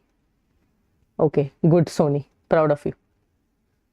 Okay, so here this is what is happening. We'll give immunosuppressant, cyclosporin A. So here, now the question can come to all of you, ma'am, will the old kidneys be removed? It's not necessary that the old kidneys will be removed. What is usually going to happen, students? Now this is your body. Let's say this is your urinary ureter. Again, this is your ureter and this is your urinary bladder. When the new kidneys are going to be attached, the kidneys will be attached like this. The kidneys will be attached directly to the ureter like this. Like this it will be attached. That means the older kidneys are going to still be located here. The older kidneys are going to be still located here. The new kidney will be attached like this to the ureter, close to the urinary bladder. because most of the times we do not have to remove that kidney. But if the kidney has an infection, blisters or something like that, which is problematic if it remains in the body, that time only we will remove it. Okay, that time only we will remove it. Fine? Yes? Perfect. Okay, this is your disorders. Then the other disorders are here, very cutie ones. Okay, what is that? Renal calculi, that means kidney stone. Okay, a stone or an insoluble mass of crystallized salt, especially your oxalates, will be formed in the kidney. Most of the time it will be removed with the help of, they'll tell take this medicine or remove it by drinking a lot of water. In case that does not happen, okay, in case that does not happen, we can go for a small operation where the kidney stone will be removed. Okay, kidney stone will be removed. So always drink water. Next is glomerulonephritis, that is inflammation of the glomerulus of the kidney. Obviously students, they are also blood capillaries. Inflammation can happen, thickening can happen, redness can happen, no, like that thickening can happen. That will also be problematic because the blood is moving in with the help of glomerular filtration, and that is first step of urine formation. So that time an issue can happen. Okay, so glomerulonephritis. Now presence of glucose called as glucosuria, and ketone body is ketonuria. Okay, these two conditions also are present, mainly seen in diabetic mellitus people. Okay, people who have diabetics. Okay, so one is when the glucose is high. When the glucose is too high, it can get converted into ketone bodies and be formed as ketonuria. Okay, kidney stones can occur because of they also tell that it can happen because of the food. Okay, in the food sometimes we swallow stones, sometimes we swallow hair, some kind of foreign particles has entered through our digestive system, that can also accumulate and form this kidney stone. Okay, recently in Kerala they have found entire hair. Okay, I don't know how much grams they had mentioned. They have found entire hair inside a kid's stomach. Okay, this kid had abdominal pain and she had a tendency of eating her hair, is what I believe. She used to do this. Okay, she used to do this and she used to swallow. Like she had a tendency of consuming hair, I guess. Okay, it was very weird to listen to the news, so I did not listen to the whole thing.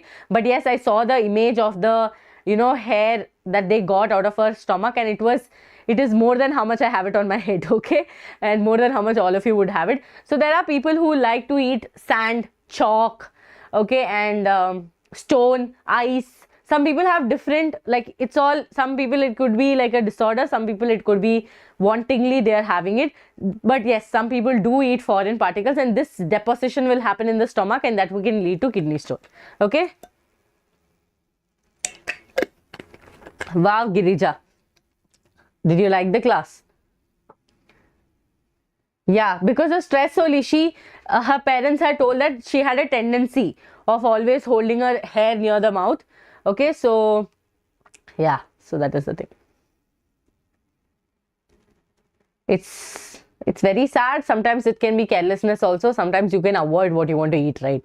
Why would you eat hair? Why would you eat chalk? Why would you eat stone? Why would you eat ice? Okay, people eat that ice cube. If you have noticed, some people during stress, like if you give them a cold coffee or something, you will see them chew the ice. Okay, which is not normal. Like all of us do not, like if I am drinking it, I usually use a straw and I make sure that I do not consume any ice. But there are people who chew the ice and they tell it is stress releasing. So like that, okay, people to people, some things can be very different. Okay, so students, all these notes will be available on this Telegram channel. After that, the notes will be also pinned in the description box. Okay, the link will be available in the description box. Clear? Any doubts? We have completed the chapter. The notes are available here. You can see the notes. Okay, we have done everything with drawings. Okay, with drawings. So there is nothing that we have missed. Okay, kidney, everything is drawn for all of you, so that you do not have to, okay, do anything by yourself, just study. Okay, read NCERT, after that prefer my notes. Okay, and students, for those who are asking for All India Test Series, I will just give you an idea about how many tests you will write. So in the combo batch, you will be writing a total of 22 tests in AITS, and in that you will get class 11 3 part tests and 2 full syllabus tests. Class 12 also same thing, 3 part tests and 2 full syllabus tests, and a total combination of, that is class 11th and 12 will give you 12 completed syllabus tests. That will be test will be on the old pattern and on the based on the new pattern as well. Test completed will be based on NCERT syllabus, old pattern 200 question, new pattern 180 questions, and you will also be given OMR sheet. This can also be delivered at your home. You people can write the exam, or else if you're part of the batch, you can write it in the batch as well. Okay, clear to all of you? So these are the things that you're getting right now. NEET Express 2.0 Prime, where you will not get All India Test Series. Okay, be aware of it. You will not get All India Test Series, but in this combo batch, you will get All India Test Series. Okay, in this combo batch, you will get All India Test Series, and right now the prices are less. So I would prefer all of you to make the choice wisely and join as soon as possible. So this is the one. Okay. You can join as a batch, or if you want only All India Test Series, it is time for you to take the All India Test Series. You can see the price, it's for 3,500. Portions will be completed by March. Okay, portions will be completed by March. Clear? And here also 2,500 is your prime batch. Okay, clear? Classes are started, so don't make it more late again. Okay, don't make it more late, students, because sometimes you might think that, oh, let me buy it from some other place, let me take this much time and think about it, let me buy it from the places which every student is talking about. Please do understand that every student talking about does not mean it will suit for you. You should learn from the people, you should learn from the place that feels home for you, or that feels closer to your home, that feels closer to your college or offline center. Because someone is telling about some name, someone is telling about some brand, it does not mean everyone run behind it. See what is correct for you. Okay, and you can also get All India Test Series at your home. So this is the link for that. Okay, yes, this is the price right now. Okay, 1,500. That's why I told you take that for 3,500, which has the batch. You will get so many question papers. You will get every week test. You'll also get all the textbooks. So why would you go and spend 1,500 only? You buy the combo batch, get everything. Okay, flashcards you will get a reference to all the videos, JEE, NEET, all the videos. Okay, so I hope all of you will make your decision wisely. Do not make it too late, because it's already 18. Batch has started on 15th. You're only 3 days late, and since you are a part of YouTube, you would have already studied these chapters. Okay, so yes, students, thank you so much for joining. See you all in next class. I hope all of you had a great Sunday. Do let me know in the comments, so my Sunday can also be great, how the class was, and do let me know how many glomerulus did I draw, like how many Malpighian tubules I drew, and which is your favorite diagram. I will be posting this notes immediately after the class on the Telegram channel. Okay, so join my Telegram, join Vedantu NEET English Telegram, and do not forget to join for All India Test Series. It is high time you start writing all the mock paper. Every mock paper will be an improvement. Do not consider every NEET as your improvement. Every mock paper should be your improvement. Okay, thank you so much, students. See you all. Bye bye. Girija, 4 questions. Okay, 3 to 4 questions.